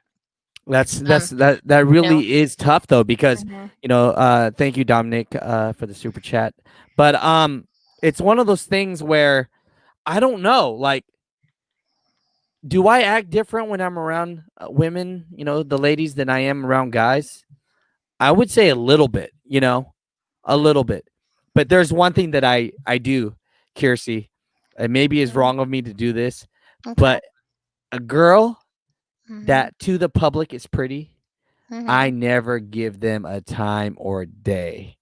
You know, I just don't, because one time there's I this can tell girl. that from the pictures of your girlfriend standing in front of the truck all over your thumbnails. Okay, let's talk about that after. But no, I'm cool with it. I'm not one of those. But the thing about it is, there was a lady truck driver, extremely pretty, and I was like, "Oh, excuse me, miss," and she was like, "Don't talk to me ever," and I was like, "Okay, but you dropped your purse like on the ground," and she goes, "Oh, I'm sorry," and I go, "How great that must feel." For every time someone talked to me, I thought they were hitting on me. That must be such a weird. That's such a weird thing, because as a man, we don't get that, right? Where anywhere we go, that's not the situation. If a girl's talking to you, there's a great chance that whatever she's asking you is really what she's asking you. And if it's not, then we're dumb as rocks and we might not know, right? But well, you know, I don't know. I try to be. Maybe it's just that I'm not that hot, so I talk to everybody. Hey, you People better stop. Scream across the parking lot to me and everything, and it was really cool because there was this guy that pulled up to me, next to me in the truck stop in Milan, New Mexico, and he pulled up his phone. He's like, "Is that you?" And I was like, "Yeah, hi." You know, so the terminal, any of the Prime drivers here, I see that there are a couple in orientation now. Yeah. Email me if you have to, and you know, I'm always here to answer questions, and I answer all the comments and the emails as quick as possible. I don't want anybody to be left alone, and Prime does have a lot of resources, especially for women. I did a series on Prime Promotes Women where I talk about security. Like, it really is geared for anybody, but I tried to focus on topics that women are afraid of. Women are afraid of going out on the truck with a trainer. Now, are men afraid of that too? Yes, but a woman might have a little bit more fear because we're weaker physically than a lot of men. How dare you say that? Jenna could kick my no. I get what you're saying. I get what I'm you're saying, like, you know, and when you hear people tell you, "Oh, you can't do this. Trucking's hard, especially for women." No, trucking is hard to learn for anybody. Backing is hard to learn for anybody. Let's be real. But once you get it done and you understand it, like, it is easy. Like, I had some guy at a TA tell my student, "Trucking's going to kick your ass. You might as well quit now. I've been doing this for 20 years." And I was like, okay, first off, what kind of an idiot are you that you've been doing something that's been kicking your ass for 20 years? And second off, who's kicking your ass? Dispatch? And he's like, "Oh, no, I don't take shit off of dispatch." Oh, so what's your problem then? Because I'm a woman out here doing this, and I'm supposed to be weak and woman. Well, screw you, pal. And then all of a sudden it turned into, "Oh, no." You know, so he had to pump up himself again because I was telling it like it is. Hey, that's I love that. I love that. This is a funny comment right here. Thank you, Mr. For the super chat. When you are OTR, one thing's for sure, Pamela Henderson is a dirty, dirty girl, and she's always available. And you know what, guys? For the guys, I can speak on this one. For the guys out there, okay, get used to this. Get used to this. But if you're team driving, be respectful. Do that on your own bunk. Do it on the top bunk. Don't do it on the bottom bunk. That's messed up. All right. So that's a pro Well, tip, thanks maybe. for pointing that out.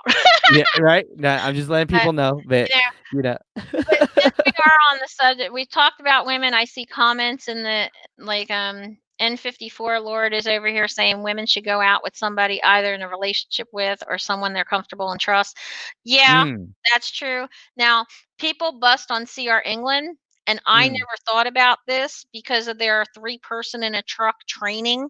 That sounds crazy, but think about this one. 2 women that I know that went to CR England, one actually trained on the truck with her husband, which CR England's the only one that would do that. And the other one was with another woman on the truck, and it was a male trainer. So the mm, male trainer felt safer because there were 2 people. He had a witness that he wasn't coming on to the one. You know what I mean? Guys are afraid of the whole sexual harassment when it's not even true. So the women felt confident because there was a third person. The male trainer felt confident because there was a third person. And yes, CR England pays a lot less than everybody else. I'm not promoting them. I'm saying that that's a possibility when some people are just that scared. You do what you got to do. mm. I like that's very interesting stuff. People are enjoying and loving you because to have 300 people on here this long for you. And for the 300 that are on here, she does have a YouTube channel. It's Mhm. pinned to the top. I just want to show you love again because her recruiting money, okay, her book selling money, okay, all the things that she does for fundraisers, all of the money she makes from YouTube, AdSense money, it all goes to Toys for Tots and all this beautiful stuff. So, for people that aren't knowing what your situation is about, I just have to say that here and there for the people that are just jumping on now that when someone tells me that they're using all this money, recruiting money, all this, etc., for donations and fundraisers, Mhm. uh, you're not Now, scamming people. I like thank that. you for that. JJ Hammerdown is saying, yeah, it's easier to have a relationship and you can team. Well, guess what? Uh-oh. That's something that happens, like, that's the rush to trucker dating. You meet somebody, you talk on the phone 3 times, and now it's all of a sudden, let's team because you can be together. Now, I was dating a lease op at Prime for like a year and a half, Hmm. and we were seeing each other 2 times a week, 3 times a week, and we were both training, and we would this sounds mean and terrible, but we used our students to drive behind each other. And because I was company and he was lease, we were able to introduce each other's students together. So each student had a lease op and a company driver to get information from. They also had 2 different perspectives from Hmm. truckers because let's face it, you give 100 truck drivers a pick up a load in LA and deliver it in Newark, New Jersey, and you get 100 different routes that they go or times that they stop and ways that they do it where they fuel. So I think it's really a cool way to do that. No, I Oh love my that. God, somebody says I'm gorgeous and funny. Oh, thank you. Yeah, I think some people are intimidated by me, but that's because I don't take crap off of people. No, no, I'm telling you, your energy is beautiful. You're a great person. I mean, I'm talking to you, we're getting to know each other, and when it comes Mhm. down to it, it's like I could tell people that are full of shit. I see you can tell someone off and then laugh it off because you have that kind of like contagious laugh. Mm, With the way you laugh, it's like this interesting yeah. laugh. I'm a giggle monster. That's Yeah, what that's some what of it my is. It's like yeah, some of my subscribers call me the giggle monster. And but you just have to have fun. I was depressed for so long after my sister died that I just I'm sorry to hear decided, that though. yeah, and it's the 10th anniversary coming up on New Year's Day, and the holidays can be a really tough time for me just because I've had a lot of deaths in anniversary wise. But you just have to make it a point to enjoy life. It's too short. My mom is a very negative person, and I hope she never sees this. But She's she's watching this right now. yeah, Mom just but like, hi, I'm in. yeah, And now you just but broke her heart.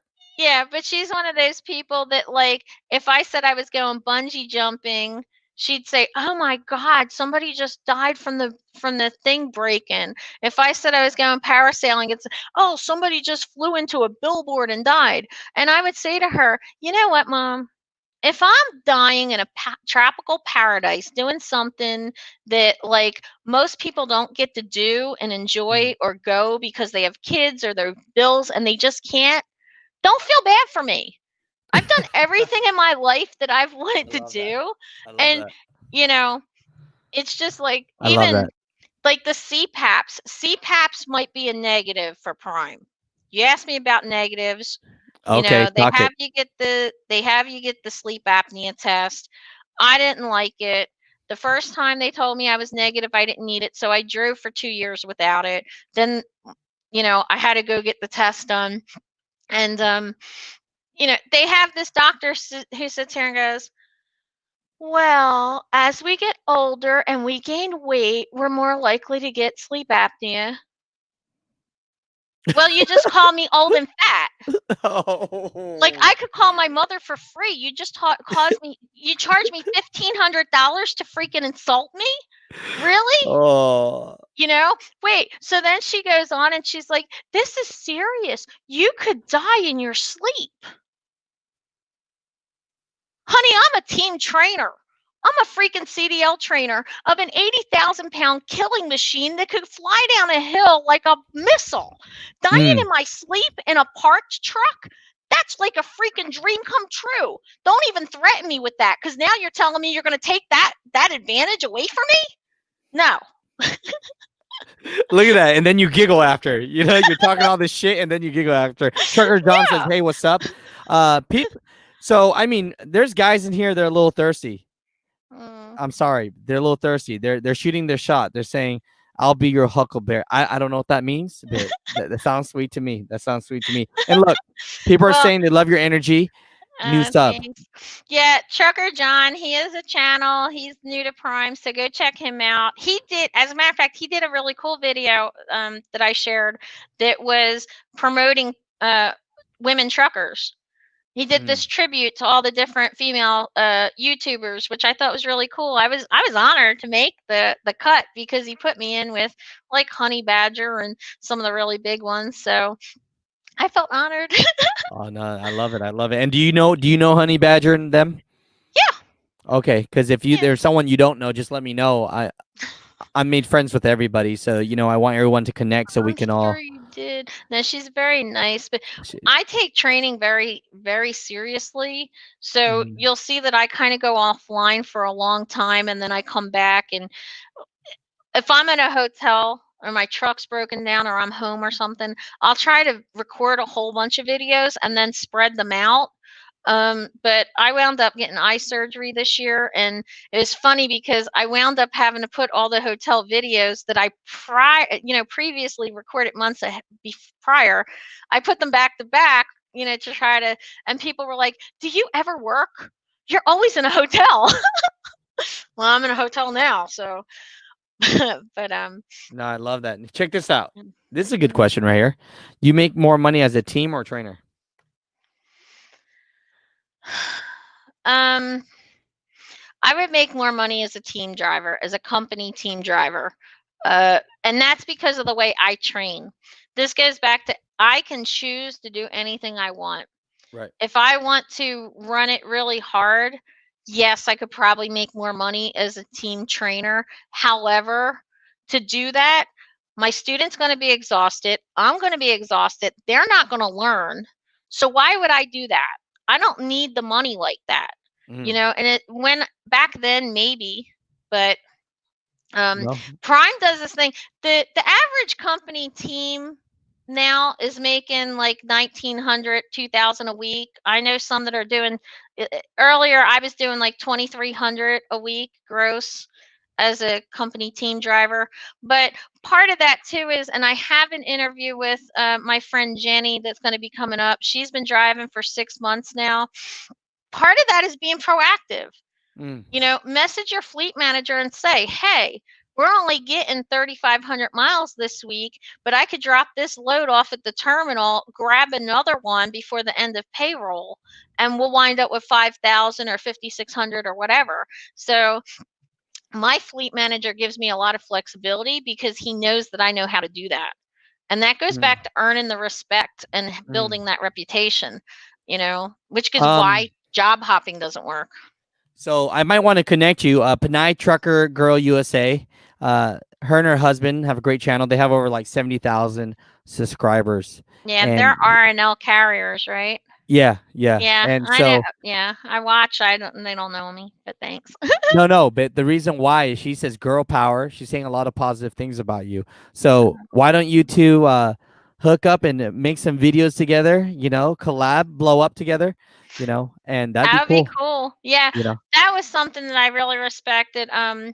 She and her husband, they posted their end of year final pay stubs, and he has more experience than her. So it was really an ability to show, even as a company driver and getting paid holidays and things, that you can make over $100,000 a year. Now, here's something I didn't say earlier, but if me as a company driver, if I wanted to train and do the CDL portion, I absolutely could make $150,000 a year.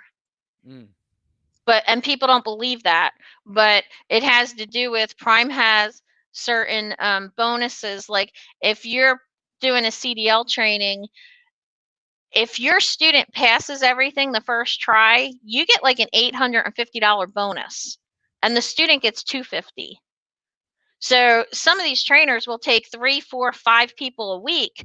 And then once that person gets their own truck, you get another $500 bonus. And once that person stays 6 months, you get another bonus. And when they stay a year, you get another bonus. So these CDL instructors are getting $3,000, $4,000 for somebody that they're only keeping a week or two on their truck. And sometimes not even keeping them on the truck. They're pretty much staying local and take them out for a few hours and then come back and work on somebody else or work on, so there are ways to make money, but you have to learn the whole industry and the way it works. There are ways to get extra days off, even as a company driver, but you have to learn the game. I like that. No, I like that. And I mean, you have a wealth of knowledge on this company, and that's what I like, There's a lot of people. They're just, let me see, anything. Some people are saying other companies, CRST 800 a week if you're lucky. I need to get a CRST driver on here. William Specht asked, what's my view on how shippers and receivers act towards women? I've seen firsthand treat some women like they don't know what they're doing. Well, guess what? I've met some women drivers that don't know what they're doing, so they should be treated like that. Most of the time, what? But most of the time, the men, the receivers and the shippers, you know what it is? You have to treat people with respect and smile. Even a miserable person, most of the time, if you walk up and smile to them and treat them nice and say, hey, they have their name John. Hey, John, I hope you're having a better day. I can see that you're a little frustrated. Here's a perfect example. Halloween last year, I go into a shipper that the security guy told me, you're going to be here for at least 5 or 6 hours just waiting for a door. Just waiting for a door in the staging area. So I'm like, I don't care. I get paid detention and I'll go to sleep. So I always take candy and cookies. I give them out to mechanics and customers and stuff. So I go inside and this owner op is screaming and yelling at this guy. You're wasting my money. I don't even get paid detention. I want to unload on purpose, myself, because you people take too long, blah, blah, blah. And apparently this guy had been waiting for 2 hours for the door. I was expecting to wait 5 or 6. So the guy walks out. I walked up, said to the clerk, I am so sorry that he treated you like that. Here's a piece of candy, you know. Here's a piece of candy. You know, I am so sorry, you know, and I apologize for a driver I had nothing to do with. And you know what he said? What? The guy looked at me and said, just because you're the first driver all day to not scream at me, I'm going to put you in the door I was just going to give him. So I got into the door right away. I back into the door. What do you think happens? That owner op gets out of his truck, sees me, starts screaming at me, goes back into the customer, and the customer said, now you're getting kicked off our property. You know, as a new driver, I couldn't back. You know, there were times that there was in Laredo, I was trying to back up and this guy kept getting closer and closer and I couldn't pull forward. You know, and when you're new, you might have to pull up 4, 5, 6 times. I don't know, but you know, I got aggravated because he wouldn't give me the room. So me being the witch I am, I just closed my curtains and pulled the brakes. Oh man. In the middle of the freaking customer. Like this guy couldn't get past me. What? You're horrible. Horrible, I said. Wait, no, I'm joking. so he couldn't get past me. So he starts blowing the horn and comes banging on my door. And I was like, back up and give me the space to get in the parking space and I'll do it. And the customer came out. The manager at the customer came out and told that guy, you don't ever talk to a woman like that on our property. We will ban you from our property. So now I usually get special treatment at shippers and customers. I get yard dogs. I used to pay the yard dogs to put the trailer in the dock because I couldn't back. How much do they charge for that? $10, $5? It depended on how hard it was, and especially how tired I was. If I would, yeah, there was one guy at a Coca-Cola place that I had to do a blind side back to drop the trailer. And he told me to put it as close as I could. Well, I sucked. So as close as I could was much further away than he wanted, you know? So then he comes back and he's like, you need to move it over more. Well, I still would have to pull out and then blindside it back. I didn't have enough room. So I drop the trailer. I go inside to get the bills and do that paperwork. He comes in and follows me into the office. And he's like yelling at me about I didn't park close enough. And I looked at him and went, and he's like, what? I said, your intent on coming in here was to totally humiliate me and embarrass me even more than I already was by not being able to put that where you wanted me to. Obviously, I'm new. Obviously, you're better at this than I am. Well, I've been driving for 20 years. Right. And I haven't. You know, so here's $10 for the time it's going to take you to move this over. I apologize. I will never, ever be back here ever again. You know, but you did an excellent job. Mission accomplished. You just made me feel like crap, not only in front of you, but in front of everybody in this office that you just screamed at me about. Wow. And I walked out. Right. Now, after I just told him I was never coming back. You came back. I got a back call there. And he was still there. Oh, of course, of course. Here's getting a little personal. You tell me how personal you can get with this, because I know you told me some crazy stories, and we can't talk about some of them. But have you had a student get hostile with you? You know, not violent, but did we have a personality issue? Did we kind of like, you know, did I feel threatened physically? No. Did we, you know, I had somebody who was a New York City cab driver and I'm New Jersey, South Philly. And, you know, you kind of get that, you know, like he was hard-headed and I'm hard-headed. And when you put those two together, it didn't work. Sometimes it just doesn't work. But we got along and we did a lot of laughing. But when it was bad, it was bad. And for example, like I wanted to punch him in his face. Oh, I shouldn't say this, but I really wanted to. But I wanted to. Okay, we're at the top of Donner Pass. Okay, And it's like a week before he's about to upgrade. We're at the top of the mountain at the rest area. I thought he was taking his 30-minute break. And then he starts going down the mountain. Now, it's 55-mile-per-hour zone. It's coming up on a 50-mile-per-hour curve, and we're in my manual. He gets on his phone and starts talking about with his health insurance company. So he's got his one hand on the wheel, his other hand going through his wallet looking for some paperwork. There's fog coming up from the lake, and I'm like, get off the phone. And he's speeding. He's at 65 miles per hour in a 55 with a 50-mile-per-hour curve coming up. Get off the freaking phone. And then what happened? He was going too fast to downshift, and we're flying down the mountain. Whoa. So did I want to kill somebody? He probably thought I was more hostile than he was. But, was I creeped out by a student? Yes.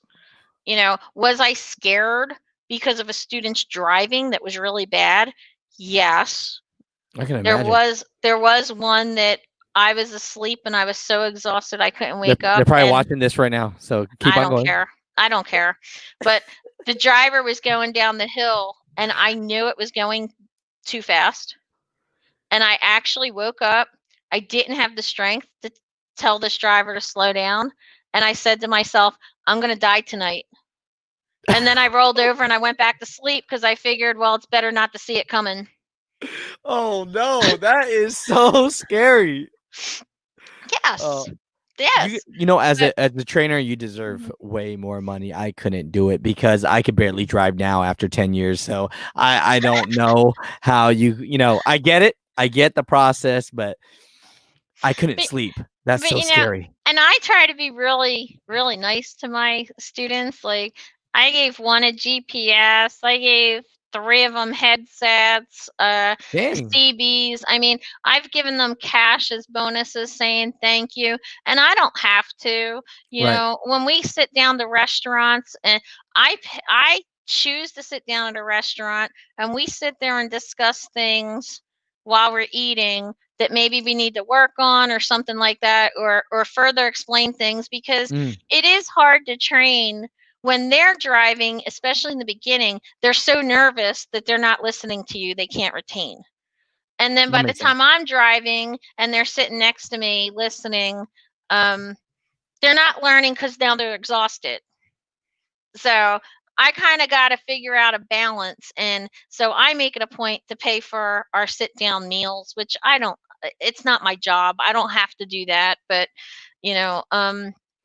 also, sometimes I see that students will get ticked off because the trainers want the rewards points on the fuel. Ooh, that's a big one. Okay, this is a big one. And this goes back to students not understanding that the lease ops and the owner ops are paying for that fuel.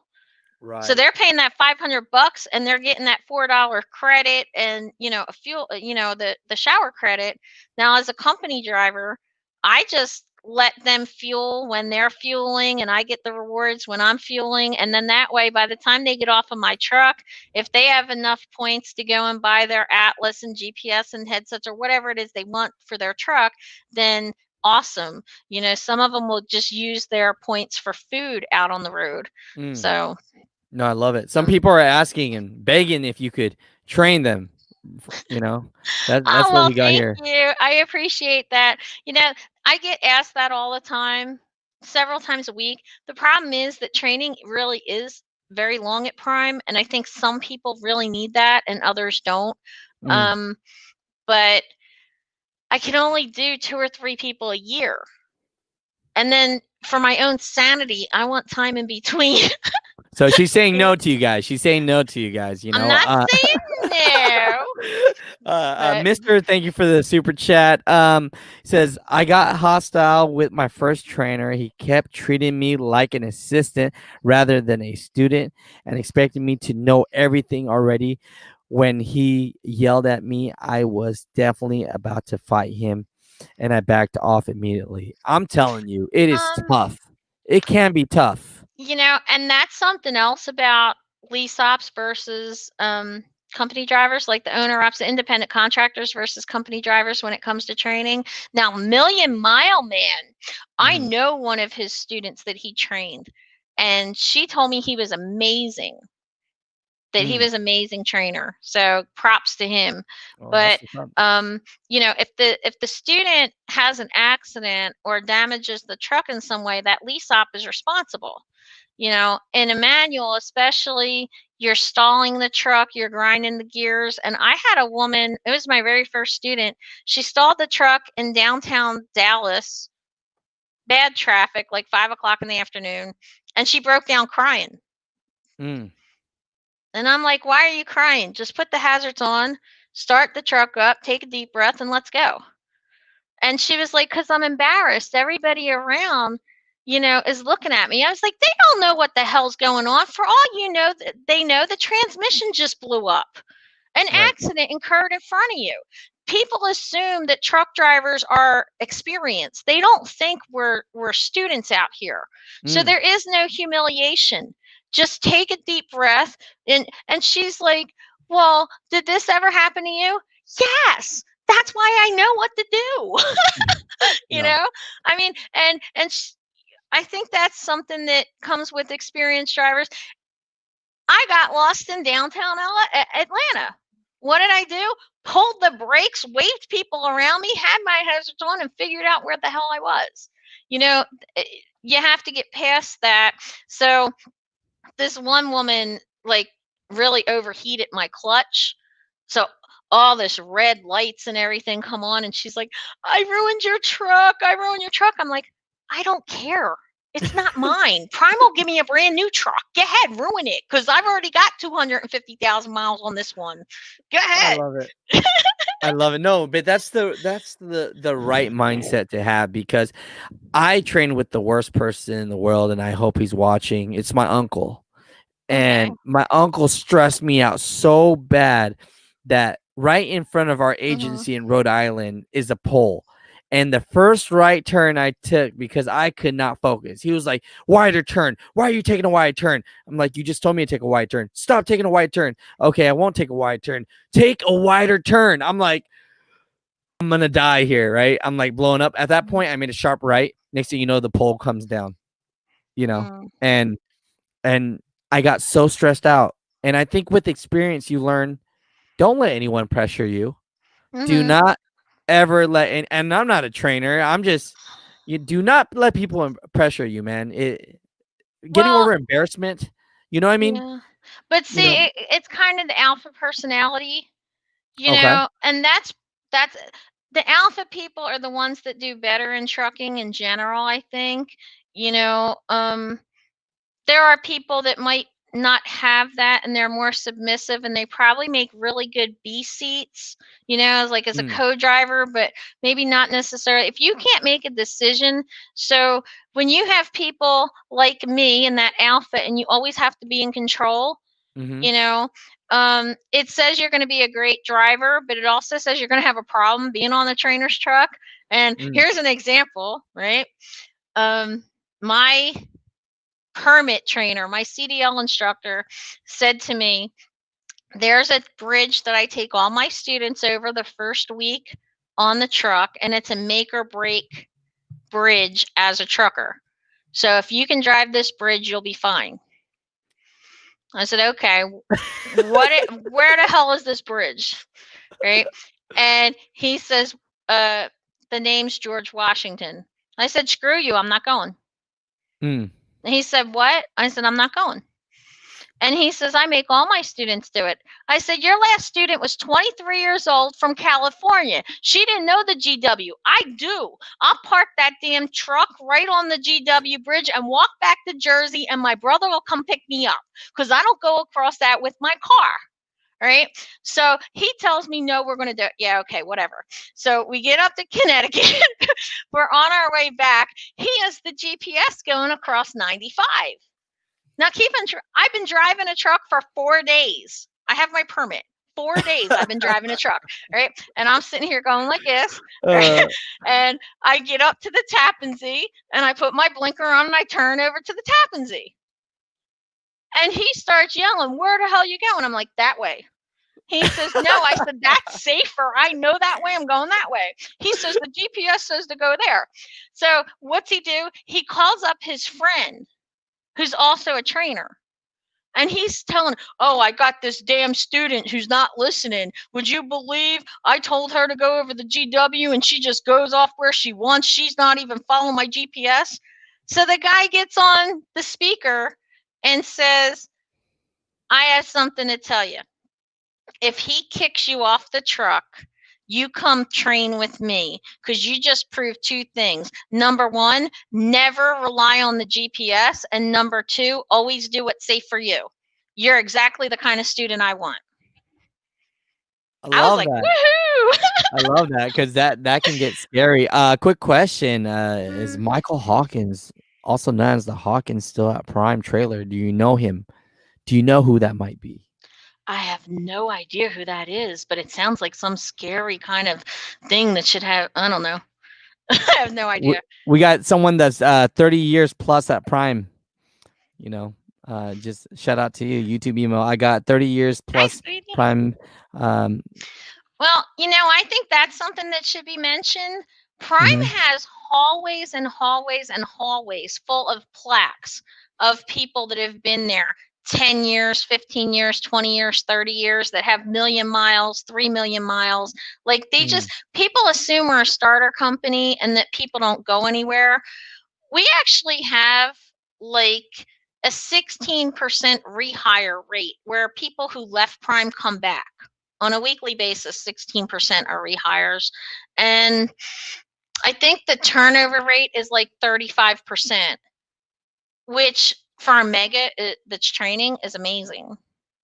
Because most people can't deal with the over-the-road lifestyle, which is why they leave to begin with in their first year. So companies like, think of it as Dutch Made and Dot Foods. Both of them have like a 20% turnover rate. But they hire experienced drivers of 2 years. So if you look at that and you say, well, here's an over-the-road company that has a lot of new drivers versus somebody that's only hiring experienced, we're doing really good. But I'm a snob. So I have friends that went to night, and I'm not trying to bash night, but they're just do things differently. My friend took a video for me because their washout and their truck wash is a garden hose they do by themselves. And we have like this automated thing that comes through, and the guys come in and clean our trailers out for us, and then we just drive out like a car wash. And that do it yourself is from like 8 to 5. Even though it's do it yourself, it's not 24 hours. Our mechanics are 24 hours, which again at night they were 8 to 5. So sitting there waiting for maintenance could be a problem at certain companies. So those are just some of the reasons. Like, I can get a spa, and if I could get a facial and a massage at my terminal. Wait up. Say that one more time, because I never heard of that. What's going on there? We have a spa and a salon. You could go get your hair cut and a massage, and we have a steam shower and get facials and massages and everything in our terminals. Wow, that's pretty dang cool. Is that every terminal? Well, in Pittston and in Springfield, and Salt Lake City is being built right now, where they're upgrading it because it's been under construction for a few years. But we have indoor basketball courts. We have 24-hour gyms. Springfield has a movie theater, which they'll have the same thing at Salt Lake City soon. They have 24-hour diner area that you could get a ribeye made to order at 3 o'clock in the morning. Like, we are really pampered. And even with all the COVID, when a lot of the staff were working from home, the crazy thing, I thought this was amazing, the detail shop, the people that install our refrigerators or our satellite TVs, or take out our seats and do extra things to our trucks to modify the trucks the way we want them, they were there. Really? That's all about trucker driver comfort. Even during COVID, I was able to go get my DirecTV satellite installed. Which I thought was crazy. Having a mechanic is one thing, but having something that's just for my convenience, I think that's something different. I couldn't believe it. No, it's just one of those things where I don't know. You're so honest about Prime. I wasn't thinking that you were going to be this honest about Prime. A little bit. I was like, I wonder how much you'll promote the company versus, answering some of these people's questions. And so, Well, I mean, okay, like I said, there's good and bad every place you go. right? Have I had to have a conversation with somebody in dispatch once in a while? Sure. Mm. But, here's the thing. I'm the one with the keys to the truck. So truck's not moving if I ain't going. No, I hear you. And our boss, Robert Lowe, gives us that ability. Here's an example. I once had a trailer I picked up from a customer in Joplin that's only 80 miles from our terminal. I was headed into the terminal, but I was supposed to take that trailer to a customer, pick up a load. So I told dispatch, look, I'm not going for that load. This trailer, the doors are falling off, literally off the hinges, and the tandems wouldn't lock in. Legally, I shouldn't have been driving it. It was unsafe. Okay. But by this time, I had already been driving for 4 years, and it made more sense for me to drive at 80 miles with the hazards on, you know what I mean, at 40 miles per hour or whatever, to get it back to the terminal and get it safe and fixed, rather than having somebody who's been driving for 3 weeks, not understanding what was going on with the tandems that were locking and unlocking and sliding and locking and unlocking while it was driving. So I told dispatch, hey, I need to get this to the terminal. He gave me a little bit of pushback, but not because he didn't want me to do it, because he wanted me to go pick up the other load that I couldn't do with this trailer. And I didn't listen, I didn't pay attention. Well, no, I didn't wait for him to respond. Let's put it that way. I didn't wait for him to respond. I just went. He didn't respond in a timely manner, so I went. My clock was ticking down. And he's like, well, can't you do this? No. I'm doing what I'm doing. I'm doing what you have to worry about the load, and I have to worry about the safety of this vehicle and the people on the road. You know what I'm saying? No, I hear you. I'm not concerned about the load. And then, I got well, you're the only available driver. Give me a freaking break, pal. I'm the only available driver, and we have 2,000 drivers sitting 80 miles away at the terminal. Plus, Joplin has 500 or 600 parking spaces right there. No, I don't think so. Tell it to somebody who doesn't know. But when I sit back and I just did what I want, I didn't care what he said. But he was new. And I have to look at that. And drivers have to understand that we expect dispatch and the companies to work with us when we're new and to deal with our mistakes. And not make a big deal, not fire us and reprimand us or whatever. We have to sit back and calm down and realize this person's new and this is a mistake and this is an error on his judgment, and I'm just going to do what I need to do. No, I hear you. Now, answer this question for me. Do you believe that Prime is a beginner company? Because I hear that a lot. What's a good starting company? And when people say beginner company or starting company, that sounds like you should do your 2 years there, 3 years maybe, and dip. What are your thoughts about that? My thoughts are, it depends on what it is you really want.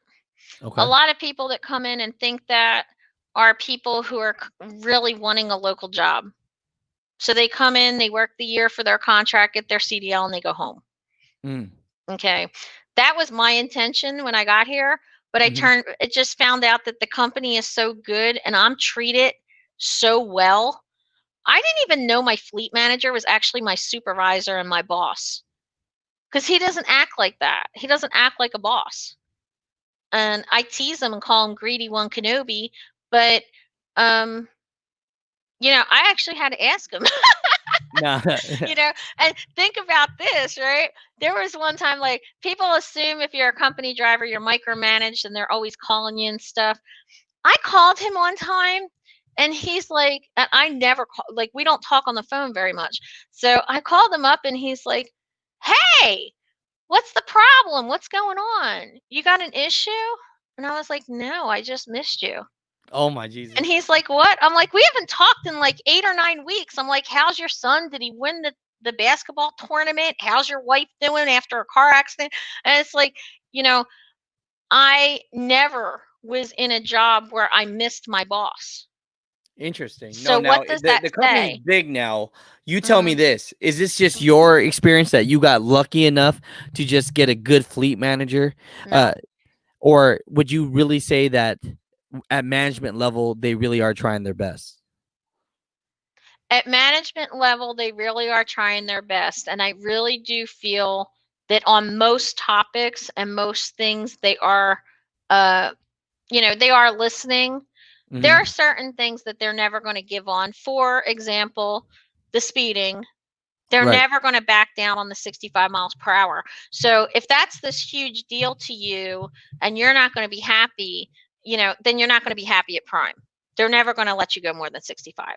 No, but Um, let's talk about the entrepreneur part of that. So this is a mhm. question for all you mother truckers out there. If you own Prime and your insurance told you if you keep the speed limit low, you'll save over $5 million a year. Would you keep the speed limit low, or would you say forget that because the 5 million ain't worth it?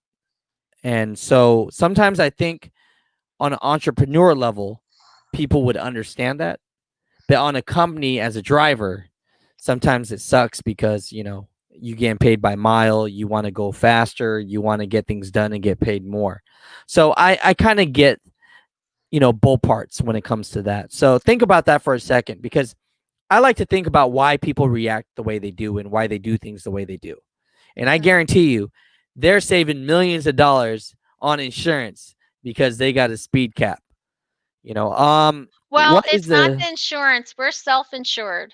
okay? So if you're self-insured, Yeah, then what are your thoughts? Because it has to be for liability reasons. Then it it has to be is. something, right? Well, I mean, think about it. Okay, when you're a mega carrier, what's going to happen? Even when something's not your fault and there's an accident, it's going to be your fault. Right, You're the professional driver. You're the one that with the big name on the side of the billboard type of right. situation. So somebody's going to come after you. We had an accident a couple years ago that Prime did pay out. It was in the news, so I guess I can talk about it. But our driver was basically on a highway waiting in an accident, had their hazards on. Somebody came and plowed in behind him, and eventually somebody got hurt or killed or something of that nature.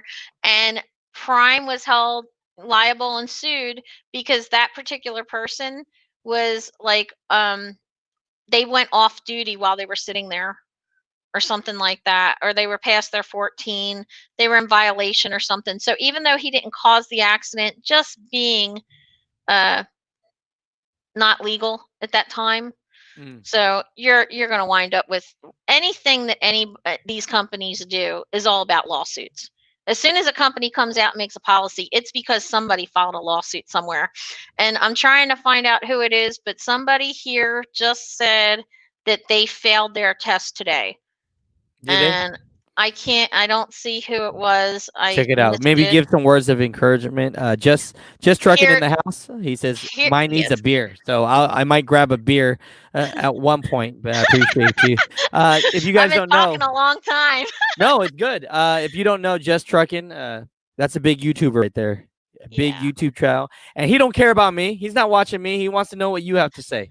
So people are Well, keeping their eyes. They want to know yeah. what you have to say. So that's cool, I man. Thanks do for want to stopping by. respond to that person that I can't find them, and I wanted to say their name, and I don't know where they're at. But Okay. whoever it was that failed, okay, I have a video that talks about how I failed. Nobody cares. Mm. Okay, just get it done, do what you need to do, and as soon as you get your CDL, it doesn't matter. I love these people that say, I graduated at the top of my CDL class. BS. Okay, there is no top of the CDL class. It's not ranked in ABC or percentages. Okay, you know what? Not only did I fail, but 30 days solo, I was turning into a fuel lane. This is a funny story, actually, so you might like this, right? Mm-hmm. I was in Council Bluff, Iowa at the Sapp Brothers. Do you know that? Yes. Very narrow lanes. I came in the wrong direction, went to swing around, didn't swing wide enough, got distracted by the pumps because they have a diesel 1 lane and then a diesel 2 lane. And I looked at the pump and said, what the beat is diesel 1? And before I knew it, boom, my tandems got knocked off. Like I knocked the axle off the trailer on the concrete barrier in front of the, oh, how cute. Hi, sweetie. I accidentally stepped on him, so he squealed. Don't do that. But I hit the big concrete barrier in front of the fuel pump. So the manager comes out while I'm trying to take pictures and tell Prime, and he's like, did you see what you did? Of course I see what I did. I knocked the big freaking thing off, right? So as I start moving up, he's yelling at me. I start trying to back up, and the whole trailer's going thump, thump, thump, thump, thump. I can't control it, right? So the tire pops off the wheel and rolls down the street. Are you serious? Wait. He sent a forklift operator to go chase my tire down into the highway. Okay. So check this out. I can't back up.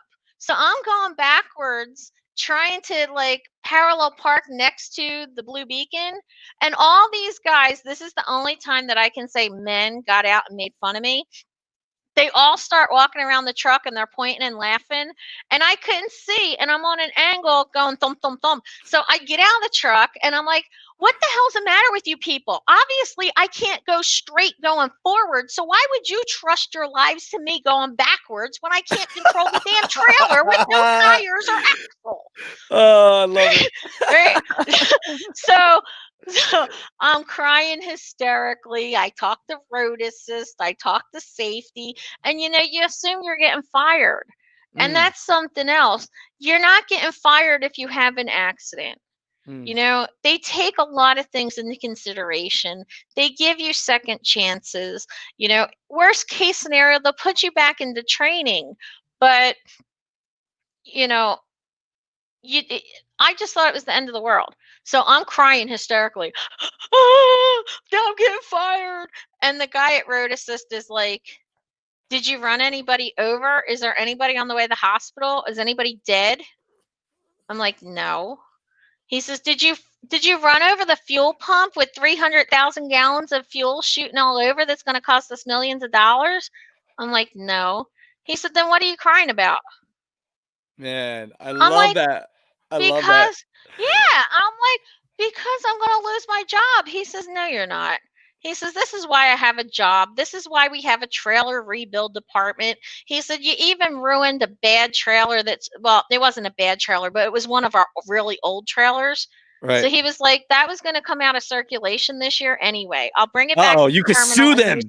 You could have sued them. No, I'm just kidding. Fine. No, but, it was Albert H that failed his test today. So well, Albert, you know what? Just calm down. Do it over. Check out my channel because I have a Considering CDL School playlist that has tips for passing the exam. It has my whole story of how I failed the backing. I wound up failing, and then I wound up in a different trainer's truck and kept popping the clutch. So it took me like 3 tries to pass the driving section. And the second time, the instructor just threw his clipboard up on the desk on the dashboard, and he's like, this is the easiest test I've ever done. He's like, you are such a great driver. And automatic fail, impeding traffic. I stalled the truck at the very last intersection. And he couldn't pass me because of impeding traffic. And I was crying on his shoulder, right? And he's still there. And when he sees me, he laughs. But I was crying on his shoulder. I can't go back to Jersey. Don't force me back to Jersey. And he's like, look, you are going to be an awesome driver. go back home, go to a different state, pass the test, and I personally will write you a recommendation for Prime to hire you once you get your CDL. You are that Wow. good. I have that much confidence in you. Wow. And that was our CDL examiner at Prime. Wow. These No, people see, want you to help. They want you to win. so Albert, I know you feel like shit right now. So since you feel like shit, everybody in the comments, shit emoji, please. Yeah. Because guess what? Nobody cares. Look Nobody at the cares. awesome channel I'm on right now. Oh, come on. Right? So it You see this doesn't matter dog? that I failed. This dog Yeah. does not care about me having a channel at all. He cares as much. He's like, when are you going to feed me? Right. But when it comes down to it, Albert, I mean, look at where she is now, what she's doing now. And what, you fell 3 times? Yeah, I fell backing once and then the driving portion twice. Yeah, Man, I did. everybody put a laugh emoji at her. We're laughing at you because you sucked. But let's be honest, if you didn't suck that bad, you wouldn't be that great now. And Thank I you. love it when I fail Mhm. because it just lets you know that you really wanted it. So if you feel like shit right now, Albert, it's just because you really want it. And Mhm. sometimes that's a good thing because tell me if you agree or not, people. Every damn time something comes easy to us, we take it for granted. We Mhm. take it for granted. You know, you pass something the first time, you get paid, you get a big promotion, your first job, you think you're the shit. Next thing you know, you take it for granted, right? Well, something that my brother was very encouraging when I was doing all this crying and failing. And he reminded me, we worked at a big processing center, 24-hour warehouse of the post office. And he said to me, do you know backing is so hard that the post office now only allows the drivers to back every other door because they were banging into the trailer so much. So Wow. they've been driving for decades and they couldn't get it in the door. And my brother is like, think about how many idiots we know that are out there driving. And he's like, you can do this. If they can do this, you can do this. So go to the truck stop, go meet some idiot drivers sitting at the Denny's counter, talk to them for a little bit, and then you'll feel better about yourself and realize you can do this because they are. I love it. I love it. No, I love it. So, you know, at the end of this, you know, because we're going to have to do a part 2, a part 3, and everything, you know. I want to Uh-oh. give you some time. I want you to give you some time, a couple minutes.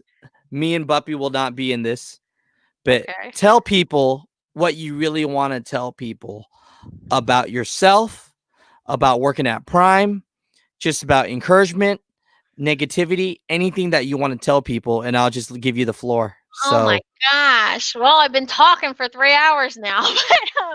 But really, it comes down to do not let anybody keep you down. That's what my channel is all about. That's what Alex's channel is all about. Don't listen to the negative people and don't allow yourself to get tied up in that. You know, Terry Brown saying they failed the general knowledge test. Well, guess what? Then you go back, you learn from it, and you do better. You know, you excel. Um, when it comes to Prime, there are so many great things about Prime that I absolutely love, but that doesn't mean that it's the company that's going to work great for you. So make sure you find a company that works right for you. Everybody wants different things. You know, I have friends that they're flatbed, they like the daytime schedule, they like the weekends off. You know, drive in, they say they do more drop and hook than I do, but I do a lot of drop and hook too. So don't let anybody keep you down. Set your goals. Um, you know, and if you can't meet the goal because it's too big, then break your goals down a little bit. You know, like my student right now, Maureen, she's really having problems with backing. So I said to her, well, let's learn everything else, the trip planning and the reading the atlas and the hours of service and all that. And then once you, you know, get all that and you have a handle down on that, we can concentrate on the backing because you won't have to be nervous about everything else. So do everything. Oh, do flatbed. You love it. Woohoo. But Oh, Sergeant Ringo, hi. But nothing is impossible. Nothing's impossible. Toxic people, don't listen to them. Surround yourself with great people like Alex and me. Sorry, but on my channel, I have a list of channels of all people that are positive, like Million Mile Man and Wild Beard Trucking's another one. There's a lot of really no, not here comes the recruitment, because I just said not every company is right for everybody. You know, um, but do what's right for you. And find it before you give up on a company. Find out if they have different routes or local areas or something that does work for you. Somebody just asked about intermodal at Prime. The last I looked, intermodal did have a waiting list. They were not doing TNT training that I know of. I trained for a couple weeks on Chicago's intermodal. That was 5 years ago. I don't know if they still do it, if they'd allow it, but ask about it. Intermodal is something that will allow me to be more local when I'm ready to do that. So, um, Brian says he's going to pay me to train him. I don't need your money, sweetie. I just won $1,100 at the Wynn Casino in Vegas. Woohoo! But you know, and yeah, he's let me finish up. And I've been on for 3 hours. I can talk. He went away. Oh, hi, Elias. How you doing? um, Thank you. I appreciate that. But yes, truckingtruth.com has a great CDL prep for the exam for their permit. So check them out. Someplace else that on YouTube that's really good for the pre-trip would be Apex Driving School has an excellent pre-trip video. It is like 5 or 6 years old, so some of the wording's changed on the brake test, but check it out.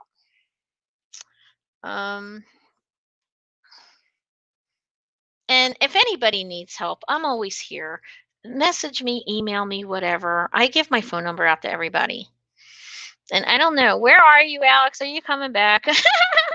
I've been here. I'm just letting Yeah, you do your okay. thing. Yeah, I'm good. I think I took up enough of your time. No, no, no. Never.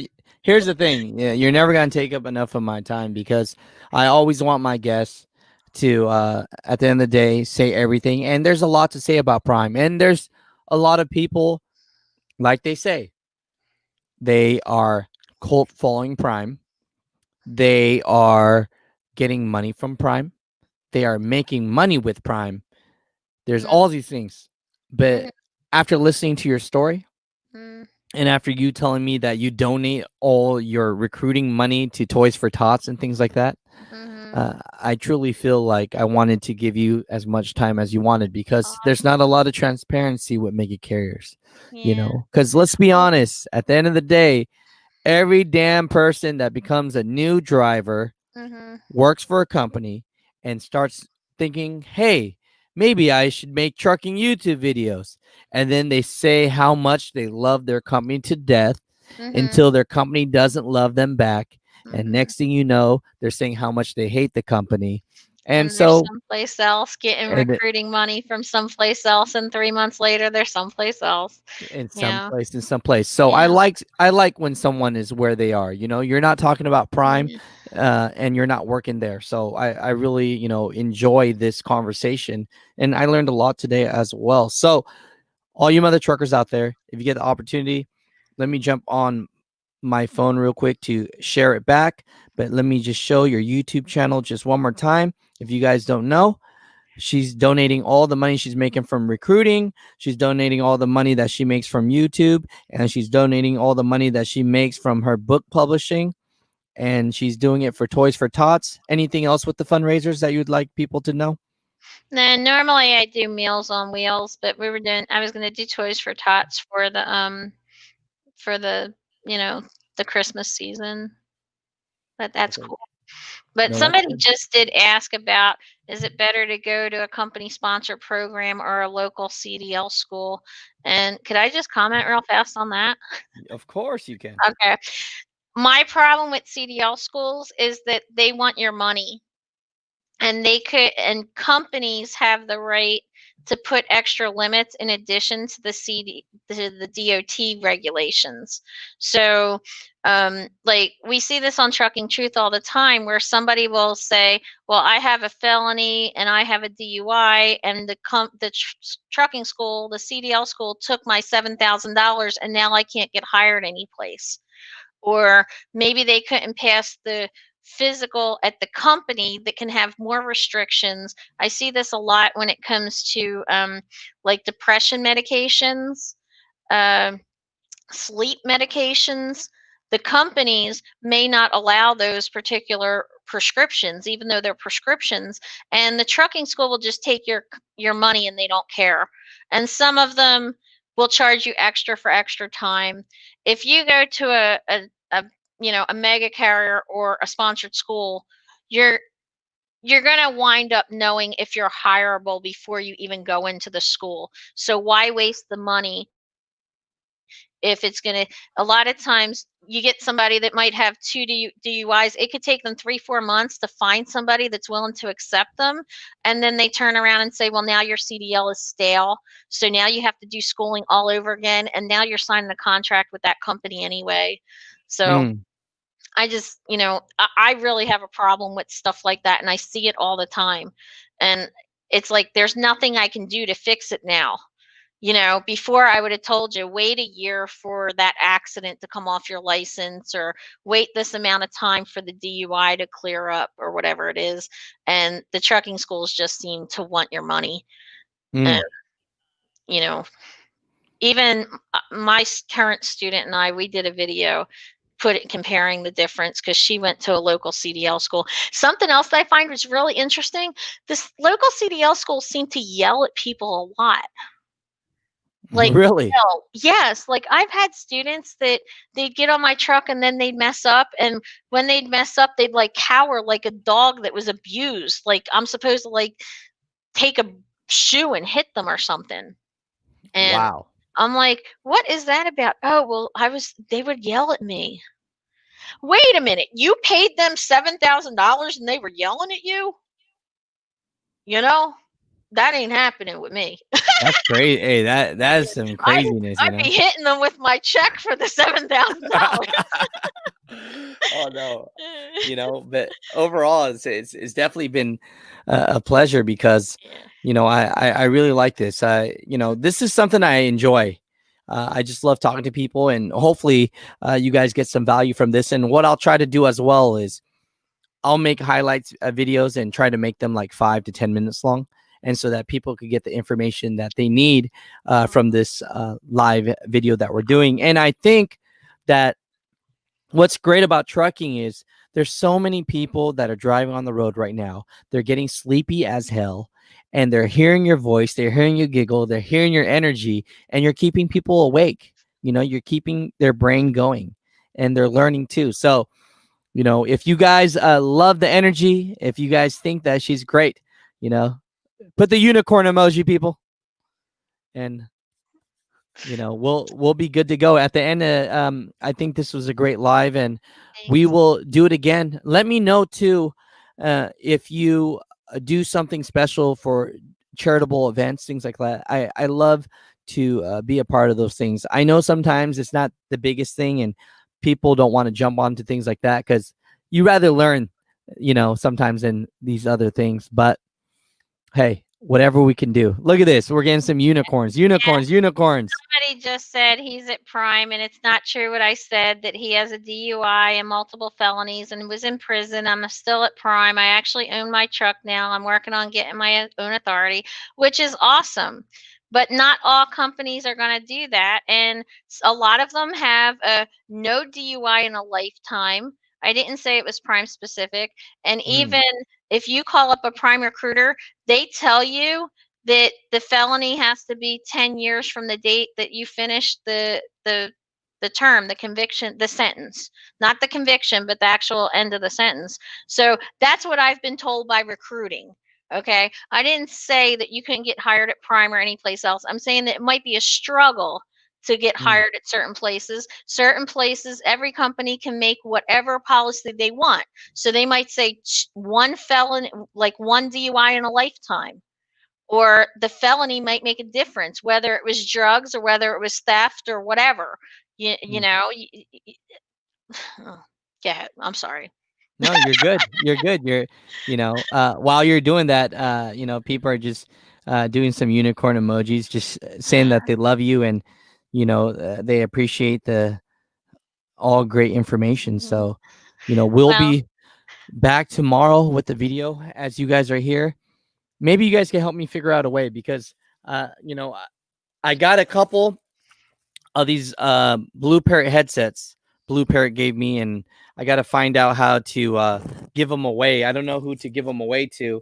And then I have a few Mother Trucker hats as well. And so all you subscribers out there, think of a way that I can give this away because there's I wish I had more stuff. But there's a website called Rafflecopter. I don't know if they're still in existence, but I used to use them for my books.